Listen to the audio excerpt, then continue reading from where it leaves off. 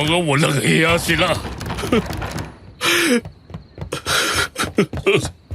Sir Osbert, ano pong nangyayari? Ang mga walang hiyang kaklase ko noon. Pinagtawanan ako doon sa reunion namin. Tinawag nilang walang kwenta ang aking mga obra at isa lamang akong pipitsugi na pintor. Tinawag nila akong baliw. Sir, huwag niyo na lang ho silang pansinin. Magaganda naman ho ang gawa ninyo eh. Magtiwala lang kayo sa sarili ninyo. Mga hayop sila. Magbabayad sila sa kahihiyan na binigay nila sa pagkatao ko mula noon hanggang ngayon. Sila ang dahilan kaya nawala sa akin si Monica. Sir, maghahain na po ba ako ng hapunan? Wala akong ganang kumain. Dalhan mo ako ng alak dito sa kwarto ko. Opo, sir.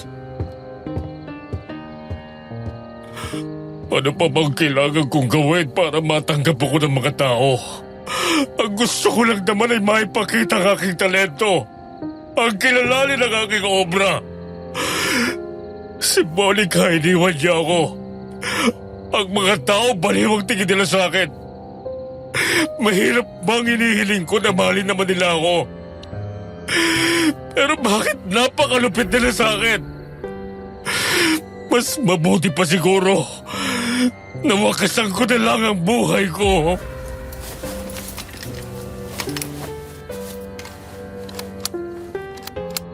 Osbert, Sino yun? bakit mo wawakasan ang buhay mo kung nandito naman ako para tumulong sa'yo? Sino ka? Magpakita ka! Hindi mo ba alam na trespassing ka? Matagal na akong nagbabantay sa'yo, Osbert. Hindi mo lang ako napapansin. Nasaan ka? Magpakita ka, sabi! Nandito ako. Saan? Dito. Sa likod mo. Sa salamin? Oo. Halika dito. Lumapit ka. Wala naman akong nakikita bukod sa sarili ko. Huwag kang matakot. Magtiwala ka sa akin. Narito lang ako sa harapan mo. Isa kong kaibigan na handang tumulong sa'yo. Tulong? Anong klaseng tulong? Gusto mong makilala ang mga obra mo, hindi ba? Pues, kayang-kaya kong ibigay yan. Hindi lang kasikatan, kung hindi maging kayamanan. Talaga? Paano? Ipapakita ko sa'yo. Basta't magtiwala ka lang sa'kin. Anong kailangan kong gawin? Humawak ka sa salamin ito.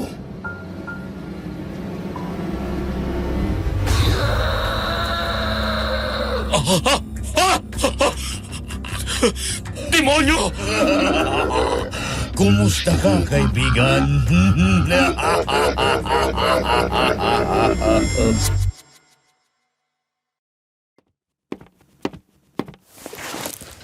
Alas 2:09 ng hapon, araw ng Lunes. Habang kasalukuyan bumubuhos ang malakas na ulan, naisipan kong simulan isulat ang liham na ito na naglalaman ng isang kwentong kahit sa panaginip ay hindi ko inaasahan na mangyayari sa akin. Bago ko simulan, nais ko lang ipaalam na ang mga karakter at lugar na kasama sa kwentong ito ay sadya kong iniba upang maprotektahan ang kanilang pribadong buhay at tunay na katauhan. Dear Aswang Diaries and Madam Venus, itago niyo na lang ako sa pangalan na Luella. Isa akong abogado at masasabi ko na isa ako sa mapalad sa larangan na pinili kong tahakin. Successful sa career at madalas na ipapanalo ang kaso ko. Maayos at komportable ang buhay ko. Dahil stressful ang trabaho ko, isa sa mga bagay na nakapagpapasaya sa akin ay mga paintings. Mapalad ako na ang long-time boyfriend ko na si Randall, na ngayon ay fiancé ko na, ay isang pintor. Makita ko lang ang paintings niya at siya, parang napapawi na ang pagod ko. Mula sa pagkakaibigan ay nauwi sa malalim na pag-iibigan ang relasyon namin ni Randall. Pero hindi perpekto ang relasyon namin. 3 beses na kaming nag-break pero hindi kami nakakatiis at nagkakabalikan kami. Gano'n namin kamahal ang isa't isa. Kaya noong magkabalikan kami matapos ang huling breakup namin 5 years ago, nagdesisyon kami na mag-live-in na. And it works for us. Mas naintindihan at nakilala namin ang isa't isa. Then 6 months ago, he proposed. Sobrang opposite kami pagdating sa ugali. Siya ang palaging reserved, tahimik at kalmado. Kapag galit ay hindi siya madalas kumikibo. He always analyzes the situation or the problem first before coming up with a solution. Ako yung malakas yung personality.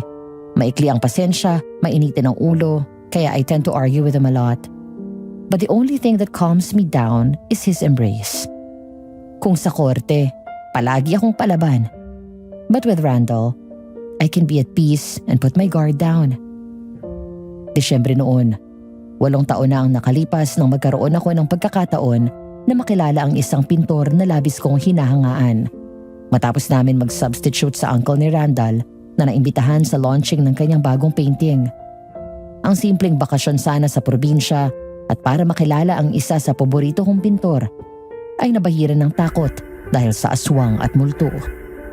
Dito nasubukan ang tatag ng relasyon namin ni Randall at tibay ng pananalig ko sa Diyos.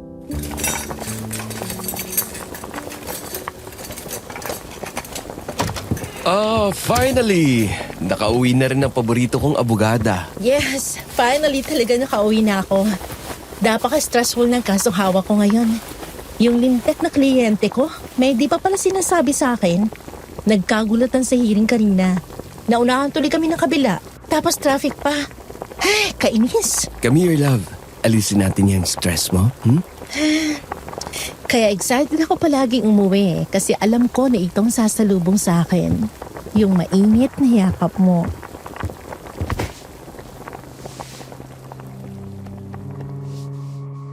Ito ang paborito kong oras sa buong araw ko. Ang umuwi sa bahay at salubungin ng mainit na yakap at halik ng fiancé ko. Dahil sa klase ng trabaho ko, madalas akong umuwi na pagod at mainit ang ulo. Kaya naman kapag dumarating ako, nakaugalian na niya na salubungin ako at yakapin ng mahigpit ng 5 minutes. Nagkakilala kami sa university na pinasukan namin sa Maynila. Una kaming nagkasundo nang malaman na isa ang probinsyang pinanggalingan namin at magkasunod lang ang bayan na hometown ng parents namin. Pero ang kwento ni Mommy, college pa lang at bago sila nagpakasal ni Daddy, ay lumipat na sila sa Maynila at dito na nanirahan. Matapos akong bigyan ng matagal at masuyong halik, ay tinulungan niya akong hubarin ang blazer ko at binigyan ng pambahay at tsinelas.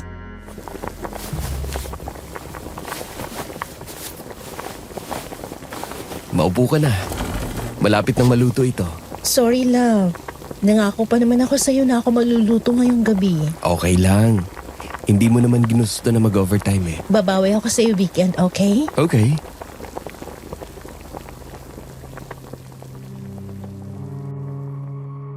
Matapos namin kumain ng masarap na hapunan, ay sabay pa kaming naligo ni Randall. Nakabihis na siya at nasa kama, habang ako ay kalalabas lang ng banyo. Saglit akong lumabas sa kwarto at pumunta sa kusina para kumuha ng tubig. Pabalik na dapat ako nang matigilan matapos makita ang bagong painting na nakasabit sa dingding doon sa sala. Isang tingin pa lang ay alam ko na agad na hindi si Randall ang gumawa nito. Kaya naman nilapitan ko ito at bahagyang hinaplos sa ang mismong canvas. Bigla akong binawi ang kamay ko nang may maramdaman akong kilabot na gumapang sa balat ko. It's an abstract painting. Puno yun ng iba't ibang kulay at buhay na buhay. Ngunit kapansin-pansin na mas lamang ang kulay pula. Nanlaki ang mga mata ko matapos makita kung sino ang pintor.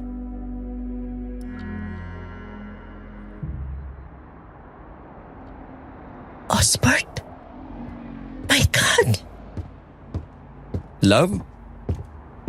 Ang tagal mo namang bumalik. Love, halika dito, bilis! Sa wakas nakita mo na rin. Kanina pa kita hinihintay na mapansin mo yan eh. Saan galing to? Bigay ni Uncle Fidel. Advance gift daw niya sa kasal natin. Nabanggit ko kasi na isa sa favorite mong painter si Osbert Lacandula. Kaya ayan, binigay niya yan sa atin. Hello, love. Pakisabi kay Uncle thank you, ha? Ang ganda! At hindi lang yan. Tingnan mo to.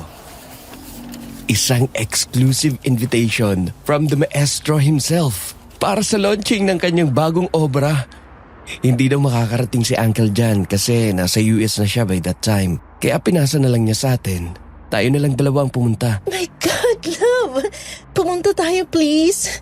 Gustong-gusto ko talaga siya makilala. Ito pang isang good news. Alam mo ba kung saan ang venue?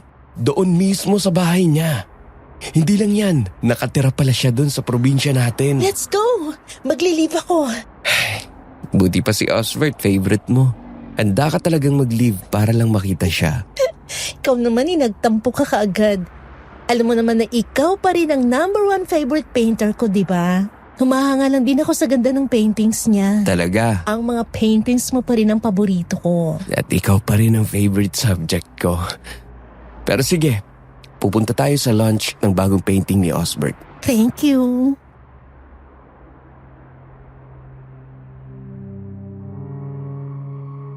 Magaan ang dibdib at masayang bumaba ng kotse si Luella at Randall.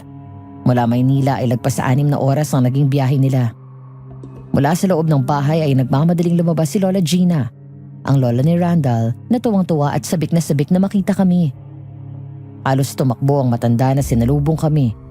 Dahil sobrang busy namin ni Randall sa trabaho, hindi kami nakakapunta dito. Ilang taon din kaming nagkita at kung magkita man, kadalasan ay sa tuwing lumuluwas si Lola sa Maynila.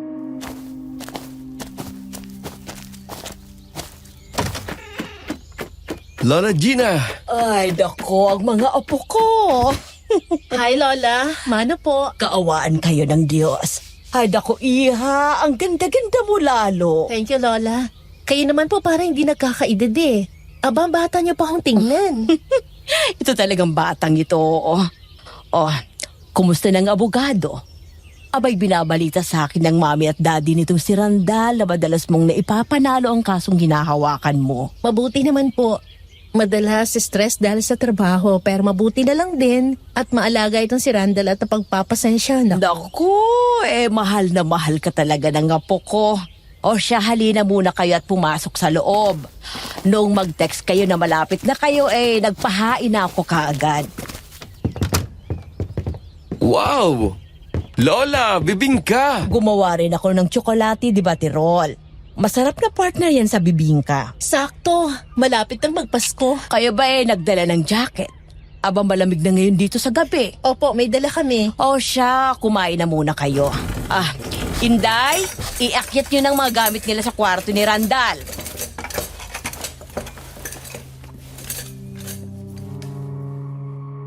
Habang kumakain ay panay ang kwentuhan naming tatlo. Nagtanong si Lola tungkol sa mga kasong hawak ko, mga experience ko sa mga kriminal na nagiging kliyente ko. Matapos yun ay napag-usapan ng mga detalye ng nalalapit naming kasal ni Randall. Maging si Lola Gina ay excited na rin sa araw na yun. Dahil sa career ko at sa mga problema namin na pinagdaanan, kaya natagalan si Randall na mag-propose sa akin. Nangako kasi siya sa parents ko na hahayaan muna niya akong makapagtapos ng pag-aaral at maging ganap na abogado bago kami lumagay sa tahimik. Kaya habang dumadaan ang mga taon, ay naging busy din siya sa kanyang mga paintings at exhibit hanggang sa tuluyan siyang nakaipon at ako naman ay nakapasa sa board.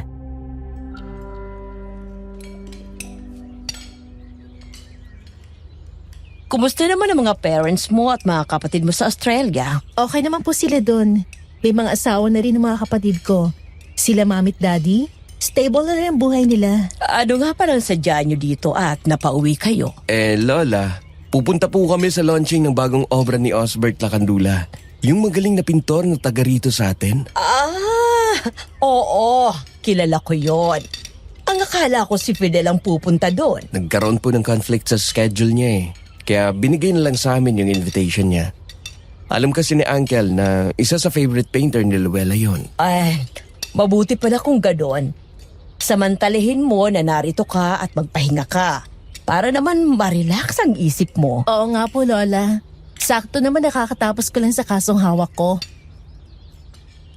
Nga pala Lola, yung falls na dating pinapasyalan namin nila kuya nung mga bata pa kami, bukas pa po ba yun? Ganun pa rin kaganda? Gusto ko po sanang ipakita kay Luella eh. Ay, oo naman. May mga pumapasyal pa rin doon at naliligo. Basta huwag kayo magtatagal masyado. Opo, gusto ko lang po talagang ipakita kay Luella. Mas mainam siguro na magpasama kayo kay Mark. Kilala mo yun. Yung batang paslit na pag-alagala dati, siya pala ang houseboy nung pintor na pupuntahan nyo. Uy, mas mabuti kung ganun. Kaya lang, Apo, huwag mong ihihiwalay ang mata mo kay Luella. At mag-iingat kayo kapag lalabas ng bahay at mamamasyal. Hanggat maaari, umuwi kayo bago dumilim. Bakit, Lola? Hindi ko nasabi sa inyo pero ilang mga kababaihan na ang nawawala dito. 5 na yata sa loob ng 1 buwan. Po? Nagreklamo na ang mga pamilya ng biktima sa pulis? Oo, kaso wala silang mahanap na lead. Parang bulang nawala na lang daw ang mga biktima.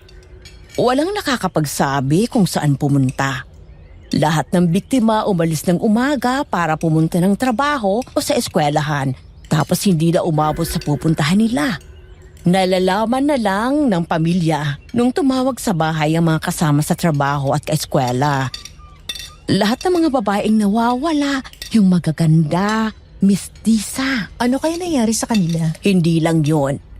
May mga bali-balita na baka daw kinuha ng aswang. Aswang, Lola?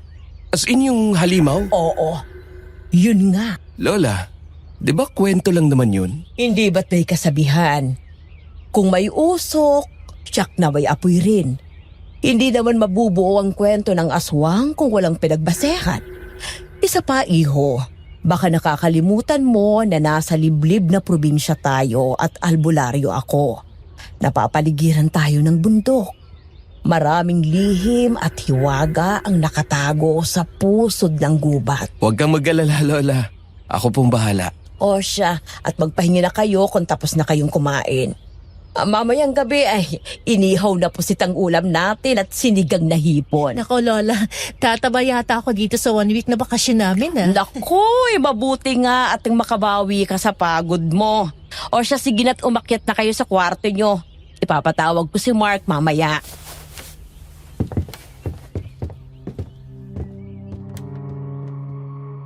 Kinabukasan matapos ang tanghalian ay pinuntahan namin ang magandang falls na tinutukoy ni Randall. May inasikaso pa kasi kaming 2 ng umaga, kaya na-delay ang pag-alis namin. Habang naglalakad ay binusog ko ang mga mata ko sa maganda at iba't ibang klase ng puno na nadaanan namin. Ang mga huni ng ibon at iba pang hayop, ang kaluskos ng mga dahon at sanga na kumikiskis sa isa't isa at sumasabay sa marahang ihip ng hangin na parang musika sa aking pandinig.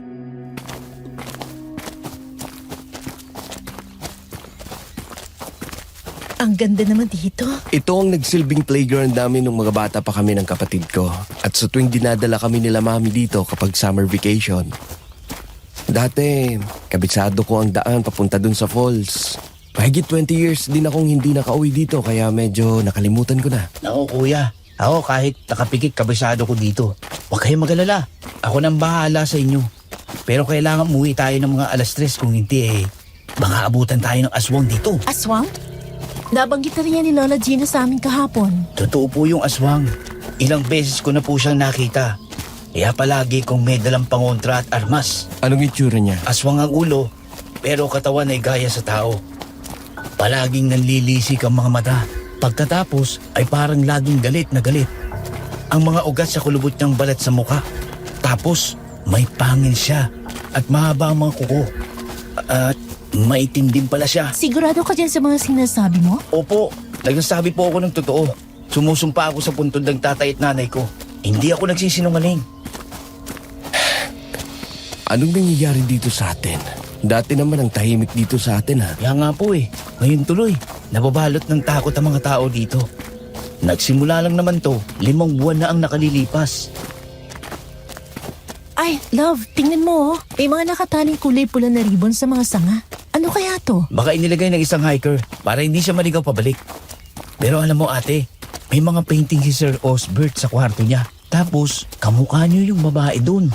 Nagkakilala na po ba kayo dati? Hindi pa. Di ko nga alam ang itsura niya. Baka naman nagkataon lang. Siguro.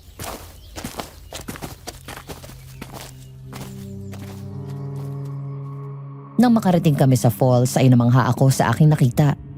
Napakaganda nito at nasa kalagitnaan ng kagubatan.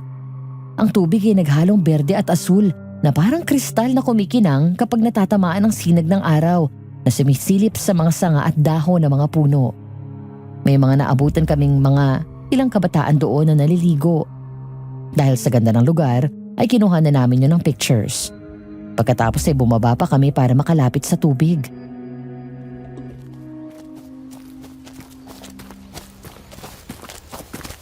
Wow! Ang sarap naman maligo. Gusto mo? Tara, talon tayo. Eh wala naman tayong dalang tuwalya eh. Malamig pag umahon tayo. Ate, kuhanan ko na lang kayo sa bahay niyo. Yun naman pala eh. Ano, tara na. Sige!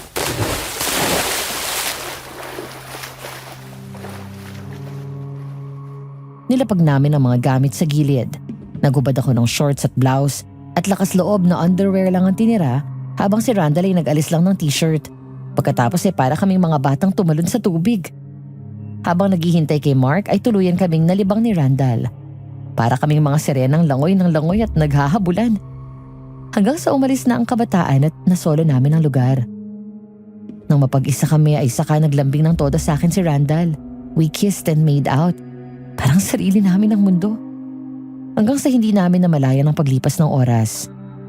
Habang nagbababad sa tubig ay bigla kaming napalingon nang may marinig kaming kaluskos at tunog na nakakatakot na tawa na nag-e-echo pa sa paligid.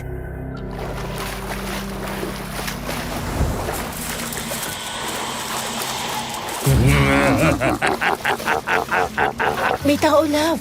Nandun yata siya sa likod ng halamanan. Sino yan? May tao ba dyan? Mark? Nakakatakot yung tawa. Kinilabutan ako. Baka hayop lang yun. Halika na, umahon na tayo. Nasaan na kaya si Mark? Sabi niya babalik din siya kagad ah. Hindi kaya umuwi muna sa kanila yon? Eh paano kung mauna na tayo? Alam mo pa bang daan pa uwi? Oo, naalala ko na mula nung naglalakad tayo kanina papunta rito. Tsaka, naalala mo yung mga pulang ribbon na palatandaan. Halika na. Umuwi na tayo. Baka nag-aalala na rin si Lola Gina. Wala pa naman signal dito.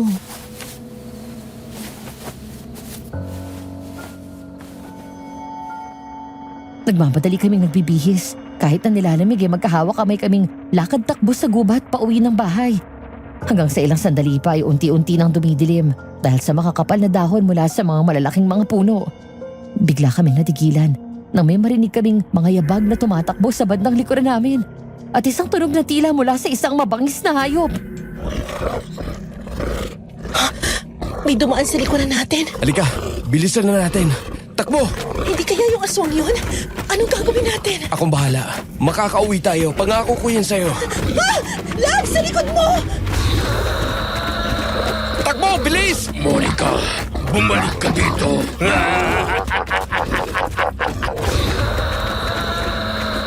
Nang lumingon ako matapos marinig na parang may humahabol sa amin, nakita ko na lang ang isang nilalang na eksakto sa tinutukoy ni Mark.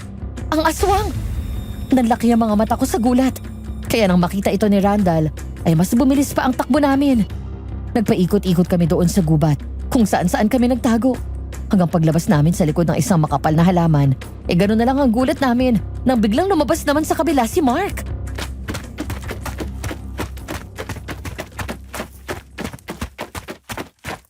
Ate kuya, salamat at naabutan ko kayo. Tatawagin ko na kayo dapat kanina eh. Kaya lang nakita ko yung aswang. Hinahabol kayo kaya umikot na lang ako para salubungin kayo. Mark, mabuti nandito ka na. Bakit ngayon ka lang kasi? Pasensya na po kayo. Pabalik na ako dito. Dumaan lang ako sandali sa bahay para may kunin. Tapos, biglang may pinagawa si Sir Osbert. O nga pala, ipahid nyo itong langis sa damit nyo. Ito, Para saan to? pangontra po. Si Lola Gina rin ang may gawa nito para hindi kayo maamoy ng aswang nang hindi siya makasunod sa atin. Kahit na magtago kayo, mahanap ko pa rin kayo. Nandiyan na siya. Dito tayo kuya! Tumakbo kami kung saan ang galing si Mark. Makalipas ang ilang sandali, saka kami huminto na parehong hingal na hingal. Ang basang damit namin ay malapit ng matuyo sa kakatakbo namin. Maya-maya ay natigilan ako ng pagtingin ko sa kanan, may nakita akong maliit na kuweba. Eksakto naman na narinig na namin na papalapit na ang aswang. Sabay-sabay kaming napalingon. Hihilahin ko dapat si Randall papasok doon nang bigla siyang hilahin ni Mark sa kabila. Nakabitaw ako sa kanya. Susunod dapat ako sa kanila pero biglang lumabas yung aswang mula sa makapal na halaman. Dahil doon agad akong pumasok sa kuweba. Nang makita ko ang mga patong-patong na kaing na basket, mabilis akong pumunta sa likod nito at nagtago. Pero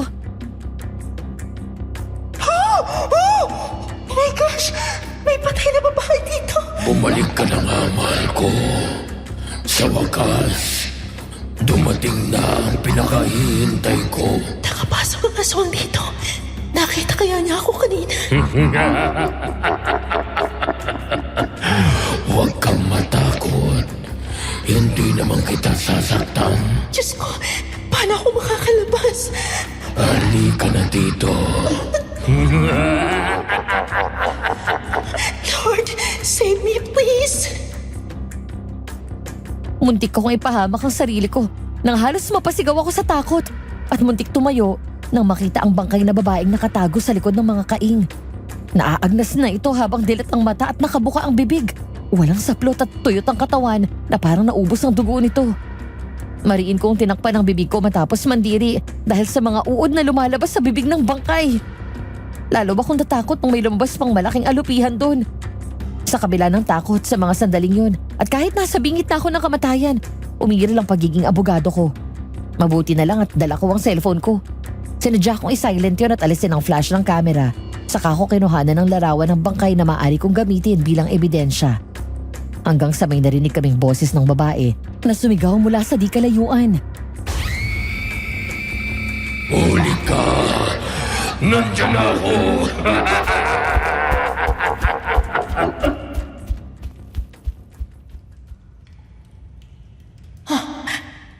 Wala na siya. Luella, nasan ka? Randall! Ay, salamat sa Diyos at ligtas ka. Halika na. Umalis na tayo at tsak na babalik siya dito. Dahil itong kuwebang ito ang napapabalitang bahay ng aswang. Kung ganun, umalis na tayo. Pero may babae sumigaw eh. Baka siya naman ang patayin. Ako yung sumigaw, ate. Nagboses babae ako para mapalabas ang aswang. Halika na. Bilis!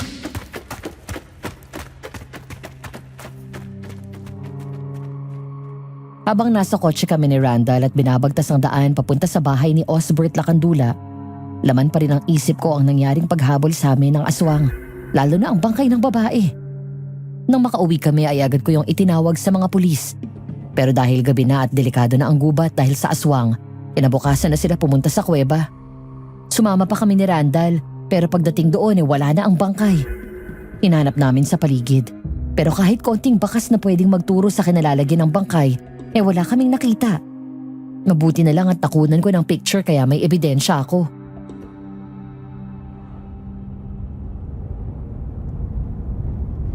Love, okay ka lang?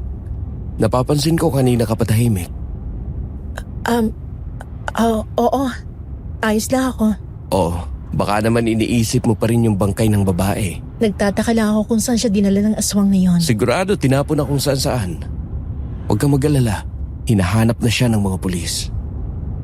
Naawala ako sa pamilya nila. Umiral na naman ang pagiging abogado mo. Sorry, di ko lang maiwasan. Cheer up, eto na yung gabing pinakahihintay mo. Ang makilala si Osbert Lacandula. Okay, hindi na ako mag-iisip. Oh, nandito na tayo. Ay, sandali. Tumatawag si Lola. Hello? Lola? Hello? Luella? Randall? Opo, naka-speaker kayo at naririnig ni Randall. Bakit po? May problema ba? Wala naman. Nakalimutan ko lang sabihin na mag-iingat kayo dyan sa Osbert na yan. Bakit po? Kilala yan ng mga tao dito sa atin na medyo may sira ang ulo. Basta mag-iingat kayo sa kanya.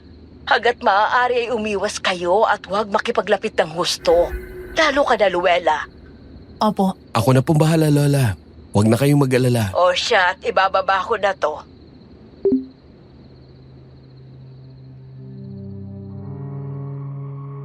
Nang huminto ang sasakyan ay lumingon ako sa paligid at tumingala sa luma, ngunit eleganteng puting mansyon.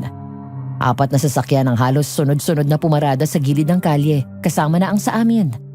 Lahat ay papunta sa bahay ng pintor at gaya namin ay nakasuot ang mga ito ng formal attire. Ilang sandali pa ay halos sabay kaming bumaba ng sasakyan ni Randall. Pagpasok pa lang ng pinto ay sinalubong na agad kami ni Mark. Ngumiti sa amin ito at itinuro ang malawak nitong bahay. Hindi ganun karami ang bisita. Sa estima ko ay hindi pa lalagpas ng 30 kaming naroon. Ang mga kasambahay ay abala sa pagsisilbi sa mga bisita na puro mga matataas na tao. Mga kilalang pilantropo at negosyante. Mga politiko pa. Ang mga painting ni Osbert Lacandula ay nakadisplay sa buong bahay. At sa pinakaunahan, sa ibabaw ng maliit at mababang entablado, ay naroon ang isang painting na may takip ng kulay pulang tela. Kumuha kami ng champagne at gaya ng ibang bisita ay tumingin-tingin kami ng mga paintings niya.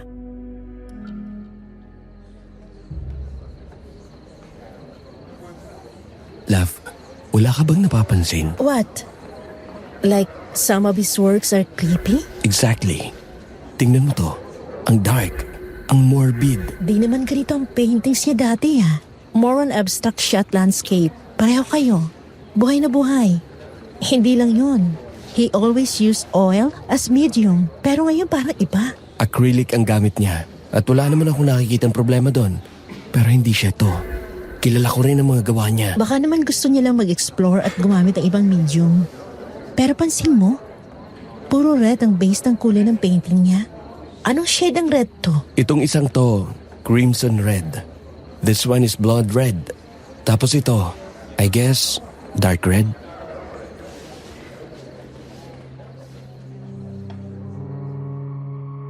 Nagtaka ako sa mga painting na nakadisplay doon.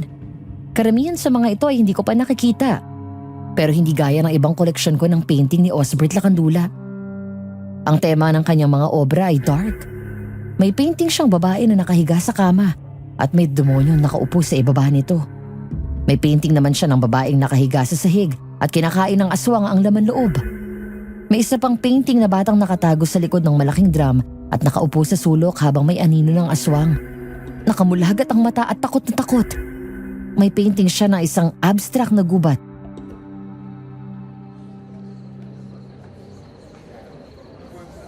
See? Kahit na gusto ko yung mga paintings niya, this is why you're still my number one favorite artist, love. Mas magaling ka. Totoo yata ang balita sa kanya. Parang wala siya sa sarili niya nang ginawa mga to. Oh, nandiyan na siya. Thank you, ladies and gentlemen. Siya pala yan? Hindi mo ba siya nakakita dito nung bata ka?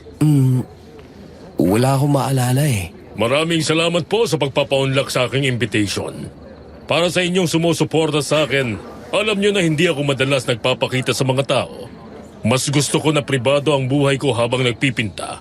Kaya naman pili ang mga inimbitahan ko ngayong gabi upang masaksihan ang pinakabagong obra na idadagdag ko sa aking koleksyon.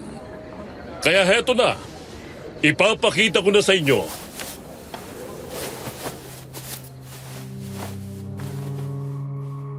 Nang alisin ni Osbert ang nakatakip na kulay pulang tela, ay nagkatinginan kami ni Randall. Ang imahe na pininta nito ay isang babaeng may mahabang buhok na kulay pula, ubot-hubad, habang nakaupo sa kama at ang mga mata ay malungkot. Habang nasa likod ay ang shadow ng demonyo na may mapulang mata. Muli kaming nagkatinginan ni Randall habang ang mga tao doon ay pinapalakpakan siya na parang humahanga. Hindi kami nagsalita, pero mas lalo akong kinalabutan sa nakita ko.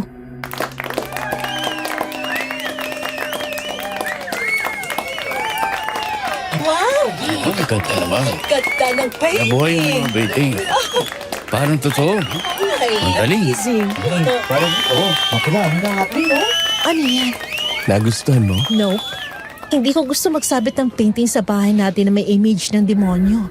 Tsaka halos wala rin pinagkaiba sa mga ibang painting na nakadisplay dito. Nararamdaman ko yung disappointment mo. Higit 5 oras ang binahay natin para lang pumunta dito tapos ganito lang?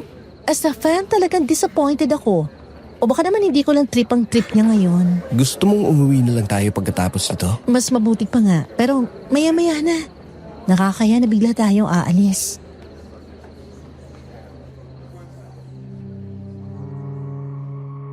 Matapos ang pagpapakilala nito ng bagong obra, ay nagsimula ng mag-serve ng dinner. Sa halip na makipila, ay nanatili lang sila sa gilid at patuloy na umiinom ng champagne. Pagkatapos ay nilapitan namin ang bagong obra ni Osbert. Tinitigan ko ang mga mata ng babae sa painting. Buhay na buhay ito ngayong nakita ko ng malapitan. Ilang sandali pa ay kusang umangat ang kamay ko at dinikit ang daliri ko sa mukha ng babae sa painting. Doon ay biglang sumakit ang ulo ko. Pagkatapos ay bigla akong narinig ang tinig ng isang misteryosong babae.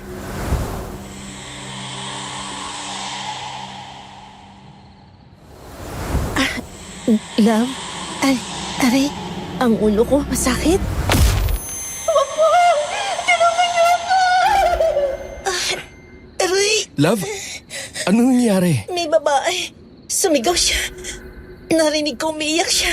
Saan galing yun? Love, walang babaeng sumigaw. Meron talaga. Rinig na rinig ko.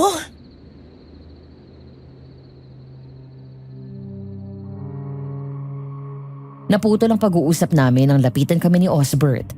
May edad na ito, pero matikas pa rin ang pangangatawan. Sa tansya ko ay halos kasing edad lang siya ng parents ko. Medyo mahaba ang pumuputing buhok nito. Nakasalamin, bilog ang malaking mata nito. Napansin ko agad ang lagkit ng tingin niya sa akin at kakaibang ngisi nito. Nakakakilabot. Hinawakan ni Randall ang kamay ko at bahagyang hinarang ang sarili sa akin. Nang mapansin namin na tinitingnan ako ng pintor mula ulo hanggang paa.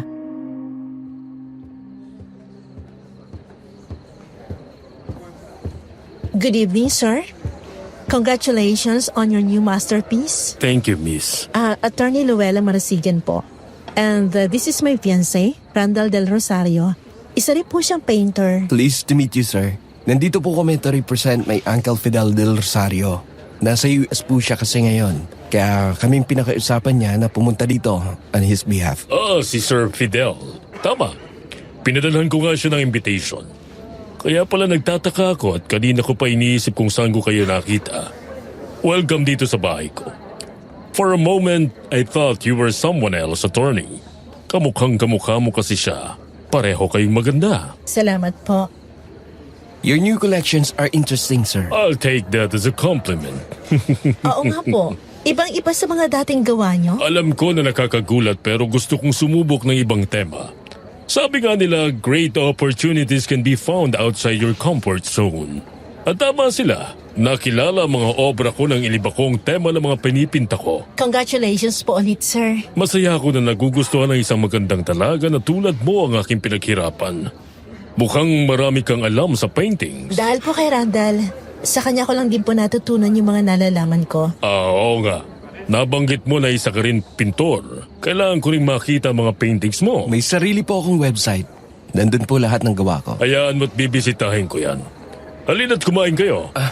Hindi na po. Mauuna na rin po kami. Hindi man lang ba kayo kakain? Bigla po kasing sumakit ang ulo ni Luella eh. Kailangan na po niyang magpahinga. Kaya uuwi na kami. Ganun ba? Sayang naman. Masasarap pa naman ang pagkain.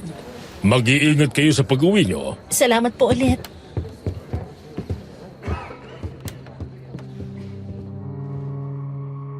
Agad akong hinila ni Randall palabas ng bahay.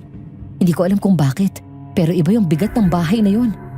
Nakakadagdag sa takot na nararamdaman ko ang painting ng mga nakita ko at ang narinig kong boses ng babae na humihingi ng tulong. Pagsakay namin sa kotse ay agad yung pinaandar ni Randall. Nang lumingon ako sa likod, nagtaka ako nang makitang nakasunod pa ng tingin sa amin si Osbert.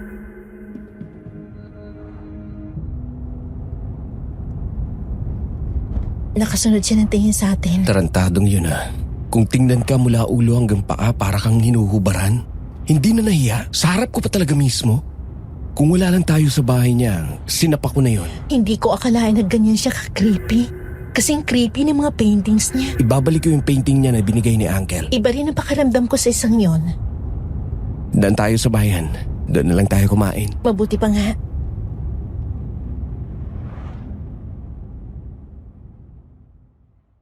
Nakita ko ang sarili ko na nasa loob ulit ng kuweba.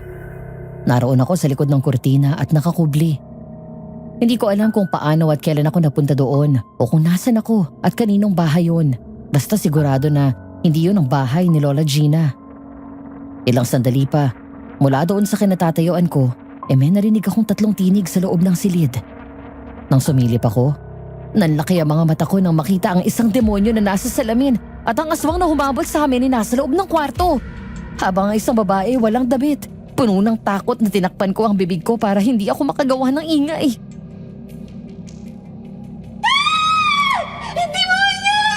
Ano bang hinihintay mo?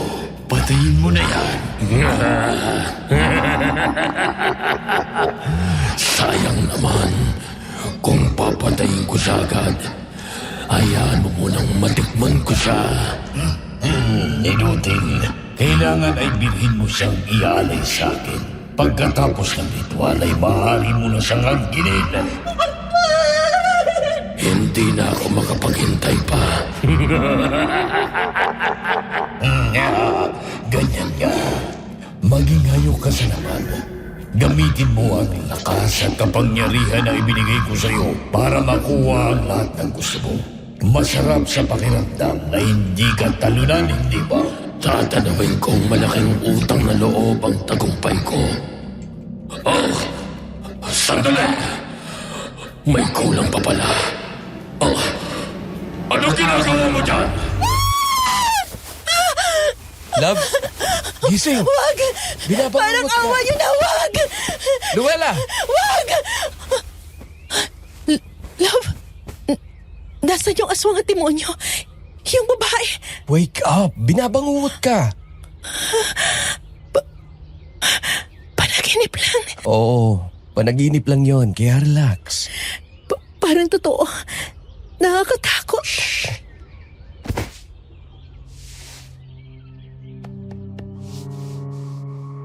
Lumapit si Randall sa akin at niyakap ako ng 5 minuto, gaya ng palagi niyang ginagawa. Pumikit ako nang maramdaman ng marahang paghagod ng palad niya sa likod ko. Pagkatapos ay hinalikan ako sa sentido, sa noo, at matagal na hinalikan sa labi sa kamuling niyakap. Nang maramdaman niya na maayos na ako at kalmado, saka pa lang niya ako binitawan.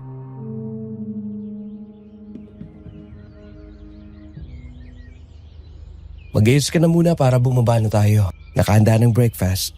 Pagkatapos ay ikwento mo sa amin ni Lola ang panaginip mo. Tsaka yung nangyari sa'yo kagabi. Oo nga pala. Hindi ko na nasabi dahil sa sakit ng ulo ko. Baba na dyan at pumunta ka na sa banyo. Ako na mag-aayos ang kama. Thank you, love.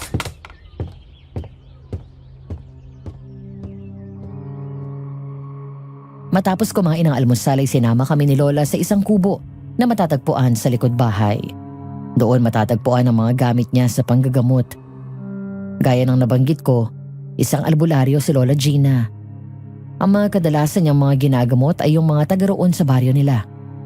Bukod sa panggagamot sa may sakit at sa mga nakulam o nabarang, marami din alam si Lola pagdating sa mga aswang at kung paano sila kukontrahin o papatayin.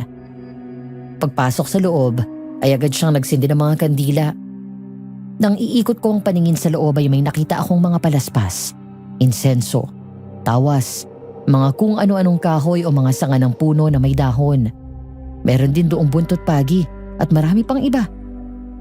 Doon ko na rin kinuwento ang nangyari doon sa bahay ni Osbert at naging panaginip ko.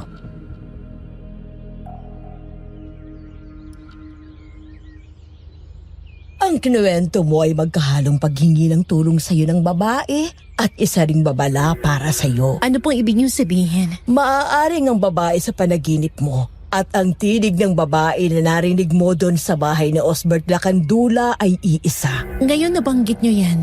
Ngayon ko lang din naisip na pareho nga sila ng boses. Sino yung babaeng yun? Malaki ang posibilidad na patay ng babaeng ito at humihingi ng tulong sa'yo. Pero Lola, wala naman pong third eye si Luella para makarinig o makakita siya ng multo. Minsan ay hindi kinakailangan na mabuksan ang third eye ng isang tao para makarinig siya ng tinig ng mga kaluluwa.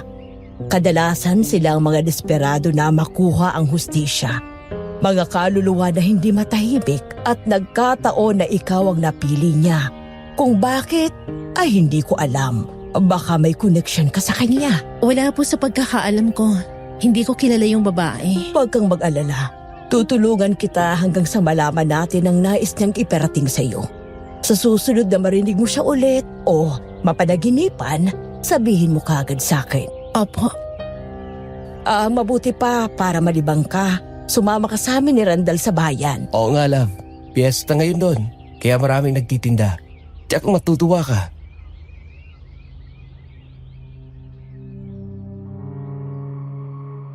Gaya ng sinabi sa akin ni Randall, nakalimutan ko ang takot pagdating namin sa bayan. Nanood kami ng parada at mga palaro kaya tuwang-tuwa ako. Bukod doon ay marami ring nagbebenta ng kung ano-ano.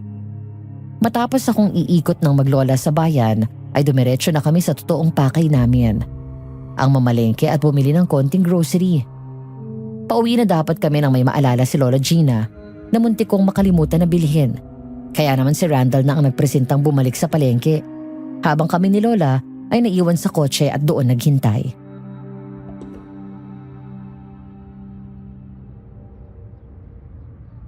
Uy, Lola! Ang gaganda po ng mga bulaklak, ho. Mura pa. Bababa po muna ako at bibili ako. Ay, sige. Hihintayin na lang kita dito. May gusto po ba kayong bulaklak? Ikaw ang bahala. May tiwala naman ako sa taste mo eh. Sige po, labas po muna ako.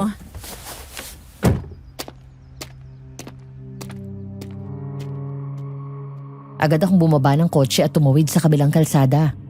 Nagningning ang mga mata ko matapos kong makita na meron silang tinda na Daisy Gerbera na paborito kong klase ng bulaklak.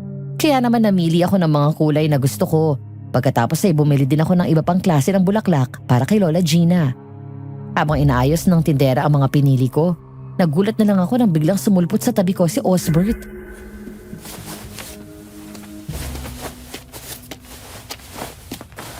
Attorney Marasigan, magandang umaga. Mr. Lakandula, maganda umaga din po. Fancy meeting you here. Bumibili lang po ng bulaklak pero pauwi na rin po. Hinihintay ko lang si Randall. Nangihinayang ako at hindi tayo masyado nakapag-usap kagabi. Gusto pa kitang makilala ng gusto. Kaya gusto sana kitang imbitahan sa bahay mamayang gabi para magapunan. Ngayon ay wala ng ibang tao, kaya makakapag-usap tayo ng maayos. Kami po ni Randall? Hindi. Ikaw at ako lang. Sa'yo lang ako interesado, Attorney Marasigan. Mr. Lakandula, I appreciate the offer but... No, Attorney. Hindi ako tatanggap ng pagtanggi bilang No thanks, sir. tumatanggi ka. Kasasabi ko lang. Yes, sir. I'm turning down your offer. Uulitin ko po na nagpapasalamat ako sa imbitasyon nyo, pero hindi ako komportable na sumama sa ibang lalaki na kami lang at walang fiancé ko. Hindi po kasi magandang tingnan, lalo na't parang tatay ko na kayo. Sasama ka sa akin, Attorney Marasigan, hindi ba? Hindi ka tatanggi sa akin.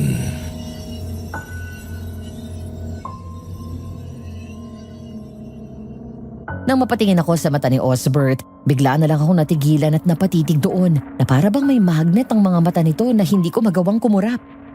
Pagkatapos naramdaman ko ang pangingilig at panlalamig sa mga kamay at paa ko. Nakaramdam din ako ng pagkibot ng kalamnan. Sa isang iglap ay unti-unting bumigat ang talukap ng mata ko at bigla akong inantok.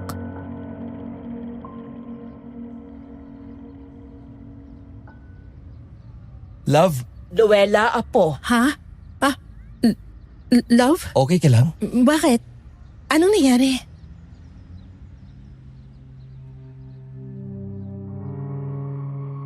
Hinawakan ni Randall ang kamay ko at nilayo ako mula kay Osbert. Niyakap niya ako na para bang mayaagaw sa akin anumang oras. Pagkatapos matapang na hinarap ni Lola Gina ang lalaki. Nakita ko kung paano biglang umilap ang mga mata nito at hindi makatitig sa mga mata ni Lola. Lumayo siya na parang biglang natakot nang ilahad ni Lola ang kamay sa harap nito. Sa halip na tanggapin ang pakikipagkamay, bigla itong umatras.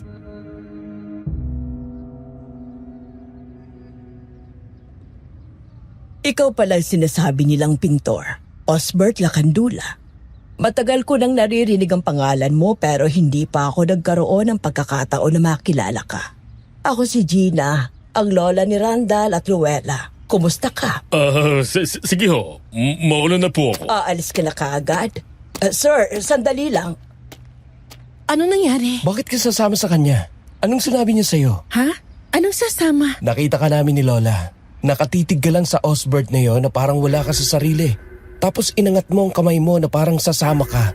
Tinatawag ka ng tindera pero hindi ka lumilingon. Anong sinabi niya sa'yo? Hindi ko alam. I swear, wala akong maalala. Nahipnotis mo ka. Po? Malaki ang interes sa'yo ng damuhong yon. At iba ang kutob ko sa taong yan. Masama, mabigat, nangangalisag ang mga balahibo sa braso ko. Ang mabuti pa Lola, umuwi na tayo. Miss, kunin na namin yung bulaklak na binili niya. Etong bayad oh.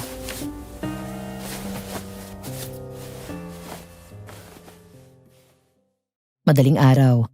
Habang himbing kaming natutulog ni Randall, ay naalimpungatan ako nang maramdaman kong yumakap siya sa bewang ko. Hindi pa man nagtatagal, ay nakaramdam na ako ng pangangailangan kong pumunta sa banyo. Marahan kong tinapik ang braso niya para makatayo ako. Ilang sandali pa matapos akong magbanyo at maghugas ng kamay, ay agad akong lumabas. Babalik na sana ako ng pagtulog nang biglang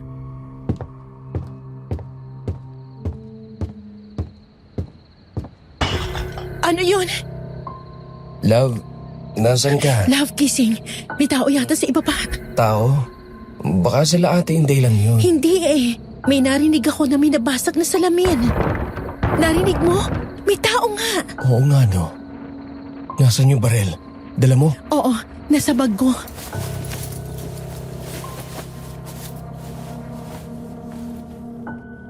agad bumangon si Randall at kinuha ang .45 caliber na baril ko.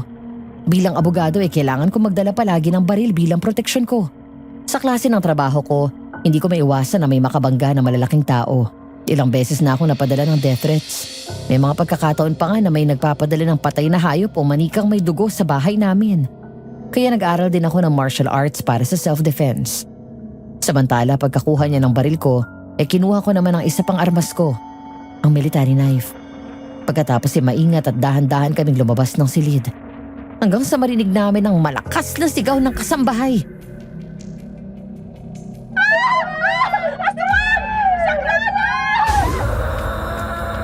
Ang aswang! Paano siya nakapasok dito? Dito ka lang. Hindi, sasama ako sa'yo. Baka mapahamak ka. Nagmamadali kaming bumaba mula sa second floor at doon sa kusina ay nakita namin ang aswang. Gumisi ito nang makita ako at masamang tingin naman ang ipinukol kay Randall. Isang kasambahin namin na hawak nito sa leeg at akmang papatayin nito ay biglang binitawan at humarap sa amin. Kumaripas ng takbo ang pobreng kasambahay habang tinago ako ni Randall sa likod at nakatutok ang baril dito. Kung ayaw mong mamatay ang mga tao sa bahay na ito, ibigay mo sa akin si Monica. Hindi pa ako nababaliw para gawin yon. Ikaw, sino ka ba talaga? Nakita kita sa panaginip ko. May babae kang kinuha at inalay mo siya sa demonyo. Huwag kang mag-alala. Hindi ko gagawin yun sa'yo dahil sa akin ka lang. Magsasama na tayo ulit at wala nang mga pag-iwalay sa atin. Demonyo ka nga! Ikaw ang papipiliin ko. Sasama ka sa akin o papatayin ko ang lalaking mahal mo. Bayan mo si Luella at ako ang harapin mo. Gusto mo talagang mamatay? Ha? Sige, pagbibigyan kita ng mabawasan ng balakid sa mga plano ko. Malakas na umangil ang aswang at sumugod sa amin. Bigla kong tinulak palayo ni Randall at pagkatapos sunod-sunod na pinaputokan ng aswang. Tinamaan niya ito sa balikat at agad umagos ang dugo gaya ng sa normal na tao. Isang bagay na agad kong pinagtaka. Nang malapit na ang aswang kay Randall ay saka ako siya hinila palayo. Tumakbo kami paakyat sa second floor at sinundan kami hanggang doon ng aswang. Hanggang sa maabutan kami nito at mahawakan sa paa si Randall. Dahil doon ay nadapa siya at agad nasakyan ng aswang saka sinakal ng mahigpit. Sa mga oras na ang laban ko ay wala sa korte at kalaban ko ay hindi kriminal o kapwa ko abogado, kundi ang mismong kampo ni Satanas. Hindi ko alam sa mga sandaling yon na hindi sapat ang lakas namin bilang tao. Kaya isa lang ang tinakbuhan ko, ang Panginoong Jesus. Panginoon, ang laban na to ay hindi saklaw ng aming lakas at kakayahan bilang tao. Tulungan mo kami magapi ang kalaban. Dahil naniniwala pa ako na ang kapangyarihan mo ay masikit sa lakas at kapangyarihan ng demonyo. Iligtas niyo po si Randall. Papatayin kita! Hindi mo makukuha si Luella! Ano bang nangyayari? Ha? Ano po ko? Lola, doon na po kayo sa loob. Baka pati kayo mapahamak. Sandali lang. May kukunin ako. Wala akong ginusto na hindi ko nakuha at lahat ng nagiging sagabal sa plano ko ay kamatayan ang kahantungan. Hindi na ako papayag na may muling umadlang sa aming dalawa ni Monica. Randall! Magpaalam ka na dito sa lalaking to.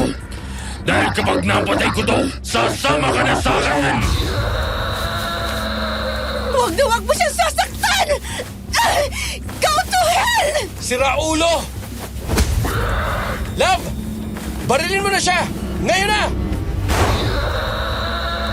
Matapos suntukin ni Randall ng malakas ang aswang, nagawa niya itong sipain palayo. Nang makatayo siya ay agad akong nagpaputok. Tinamaan ng aswang sa tiyan at sa dibdib. Mula sa katawan niya ay umagos muli ang dugo nito. Pagkatapos sinipa ako papunta kay Randall ang patalim. Mabilis siyang sumugod, sabay saksak pa dito ng 2 beses. Ngunit sa halip na sumuko ay hindi pa rin nagpatalo ang aswang. Sa kabila ng mga tama nito ay nagtangka pa rin siyang sumugod. Hanggang sa lumabas muli si Lola Gina mula sa kwarto. Mga walang hiya kayo! Ikaw muna ang papatayin ko bago mo magawa ang balak mo sa akin at kay Luella! Hinahamon mo talaga ako! Apo, ang buntot pagi, ihatag mo sa kanya. Luella, batuhin natin siya ng asin. Madali ka! Opo! Lumayas ka! Layas! Kampo ng demonyo! Ang lakas ng loob mong pumasok sa pamamahay ko! Mabilis na tumakbo pababa ang aswang at halos talunin nito ang hagdan. Habang tumatakas siya, nagkalat ang mga dugo sa sahig mula dito. Kaya sinundan namin siya habang patuloy kami sa pagbabato ng asin. Hanggang sa nagmamadali itong lumabas sa pinto sa kusina at mabilis na pumasok sa kakahuyan. Susundan pa dapat ito ni Randall. Pero agad kong binaba ang mga hawak ko at tumakbo palapit kay Randall at niyakap siya ng mahigpit.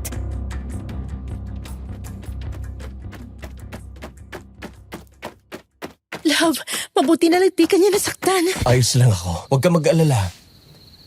Sandali lang. Susundan ko siya. Huwag na, please. Dito ka na lang. Baka mapahama ka pa. Mas hindi ko alam ang gagawin ko kapag may nangyari masama sa'yo. Sige.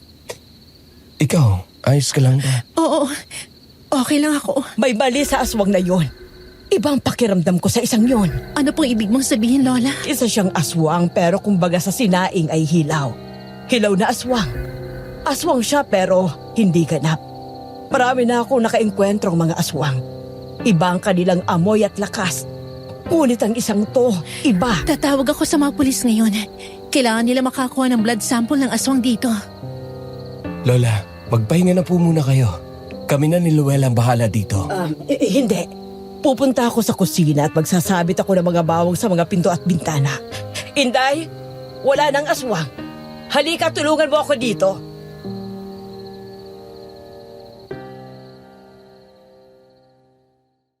Samantala ng gabing yon, ang kwento sa amin ni Mark. Nagtaka daw siya nang biglang umuwi si Osbert sa bahay na duguan. Dahil doon ay nataranta sila at agad siyang dinala sa ospital. Mabuti na lang daw at naagapan siya ng mga doktor dahil sa mabilis na pag-aasikaso sa kanya kaya nakaligtas siya. Mula sa emergency room ay dinala nila sa Osbert sa isang pribadong silid kung saan pinagpahinga siya ng doktor. Dahil wala namang pamilya, si Mark ang nag-asikaso at nagbantay sa kanya.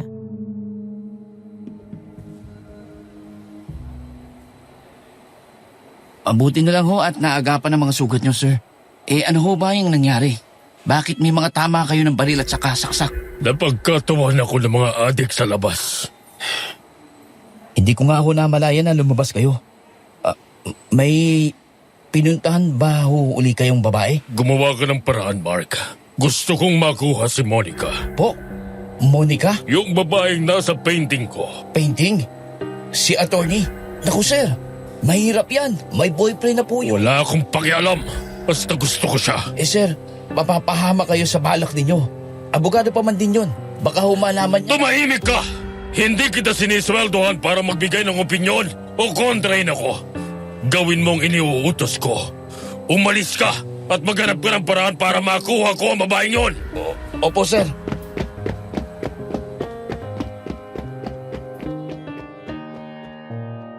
Napilitan daw si Mark na lumabas ng kwarto. Nagkakamot ng ulo habang litong-lito kung anong gagawin. Nagtataka kung bakit ako tinawag na Monica ni Osbert. Malapit sa kanya si Randall at mula nang magkakilala kami, madali ko na siyang nakapagpalagayan ng loob. Ayaw din naman daw niya akong mapahamak. Sa halip na sunduin si Osbert, tumayo lang daw siya doon sa labas at nag-isip.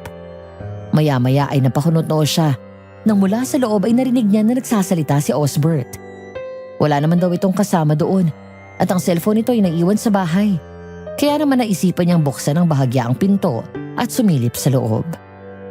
Mula doon ay nakita ni Mark na tumayo ito mula sa kama. Pagkatapos biglang nanindig ang kanyang balahibo nang marinig ang isang nakakatakot na tinig.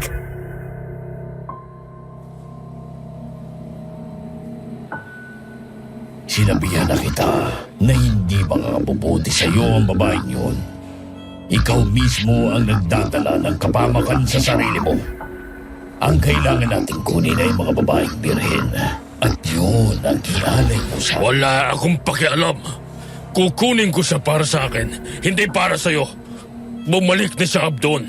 Si Monica. Tanga, hindi siya yun. Talagang nasisira na ang ulo mo. Munti ka nang mapahamak doon sa isa. Hindi ka pa natuto. Nakalusot ka na sa una. At kapag inulit mo ito, hindi na kita tutulungan at iiwan kita. Lahat ng meron ka ay mawawala. Siya ang kailangan ko, Abdon, para sa susunod kong obra. Ang kasunduan natin ay mga birhen ang kukunin mo. Pagkatapos mo siyang ialay sa akin, ay maaari mo nang gawin ang lahat ng nais mo sa mga babaeng yun. Gaya ng palagi nating ginagawa. Pero siya si Monica. Noon at ngayon ay kakaibang kanyang ganda. Ngayon may sapat na akong lakas at kapangyarihan. Gusto kong matikman ang kanyang dugo. Pagkatapos ay ipipinda ko siya ulit. Pero gamit ang dugo niya. At aangkinin ko siya ng paulit-ulit. Saka kami magpapakasal. Osbert. Sadyang matigas ang ulo mo. Kaya sige, kung mapilit ka talaga, hindi na kita pipigilan. Kumayo ka at kunin ang babaeng nais mo. Agawin mo siya sa kanyang kasintahan. Talaga? Tutulungan mo ko? Bakit naman hindi?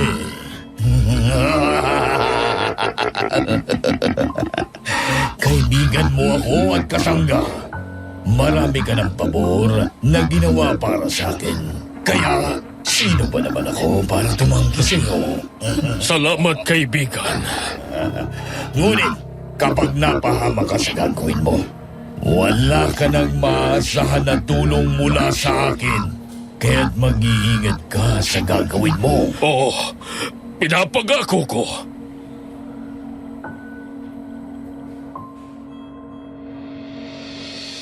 Nang bahagyang pumasok si Mark sa loob na hindi namamalaya ni Osbert at sumilip siya, nakita niya na nakaharap ito sa salamin. Wala pa daw siyang makita noong una, kundi ang sarili nitong refleksyon. Pero ang nakakakilabot na boses ng demonyo ay tila doon nagmumula. Hanggang sa lumipas ang mga sandaling, habang naririnig niya ang pag-uusap ng dalawa, unti-unti daw siyang nagkaroon ng imahe sa salamin. Para daw nanlaki ang kanyang ulo at kinalabutan siya ng husto nang makita na isang demonyo ang kausap ni Osbert. Dahil doon ay agad siyang lumabas ng kwarto at sumandal sa pader habang nanlalamig ang kanyang mga kamay at namumutla dahil sa takot.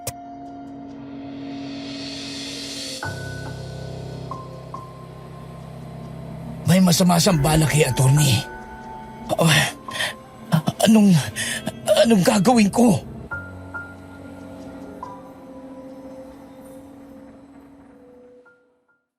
Samantala ng umagang yon ay nanatili ako sa bahay at abala sa ginagawa ko sa laptop. Nakatanggap ako ng importanteng email sa staff ko tungkol sa isang kaso na hawak namin ng team ko at kailangan ko yung tapusin at ipadala agad. Habang ginagawa ko yon ay nakapwesto ako sa tabi ng isang bintana. Maya-maya ay natigilan ako nang mapansin ang isang may edad na babae. Nakatayo sa harap ng gate ng bahay at tila may sinisilip. Bahagyang kumunot ang noo ko nang mapansin na parang hindi siya mapakali.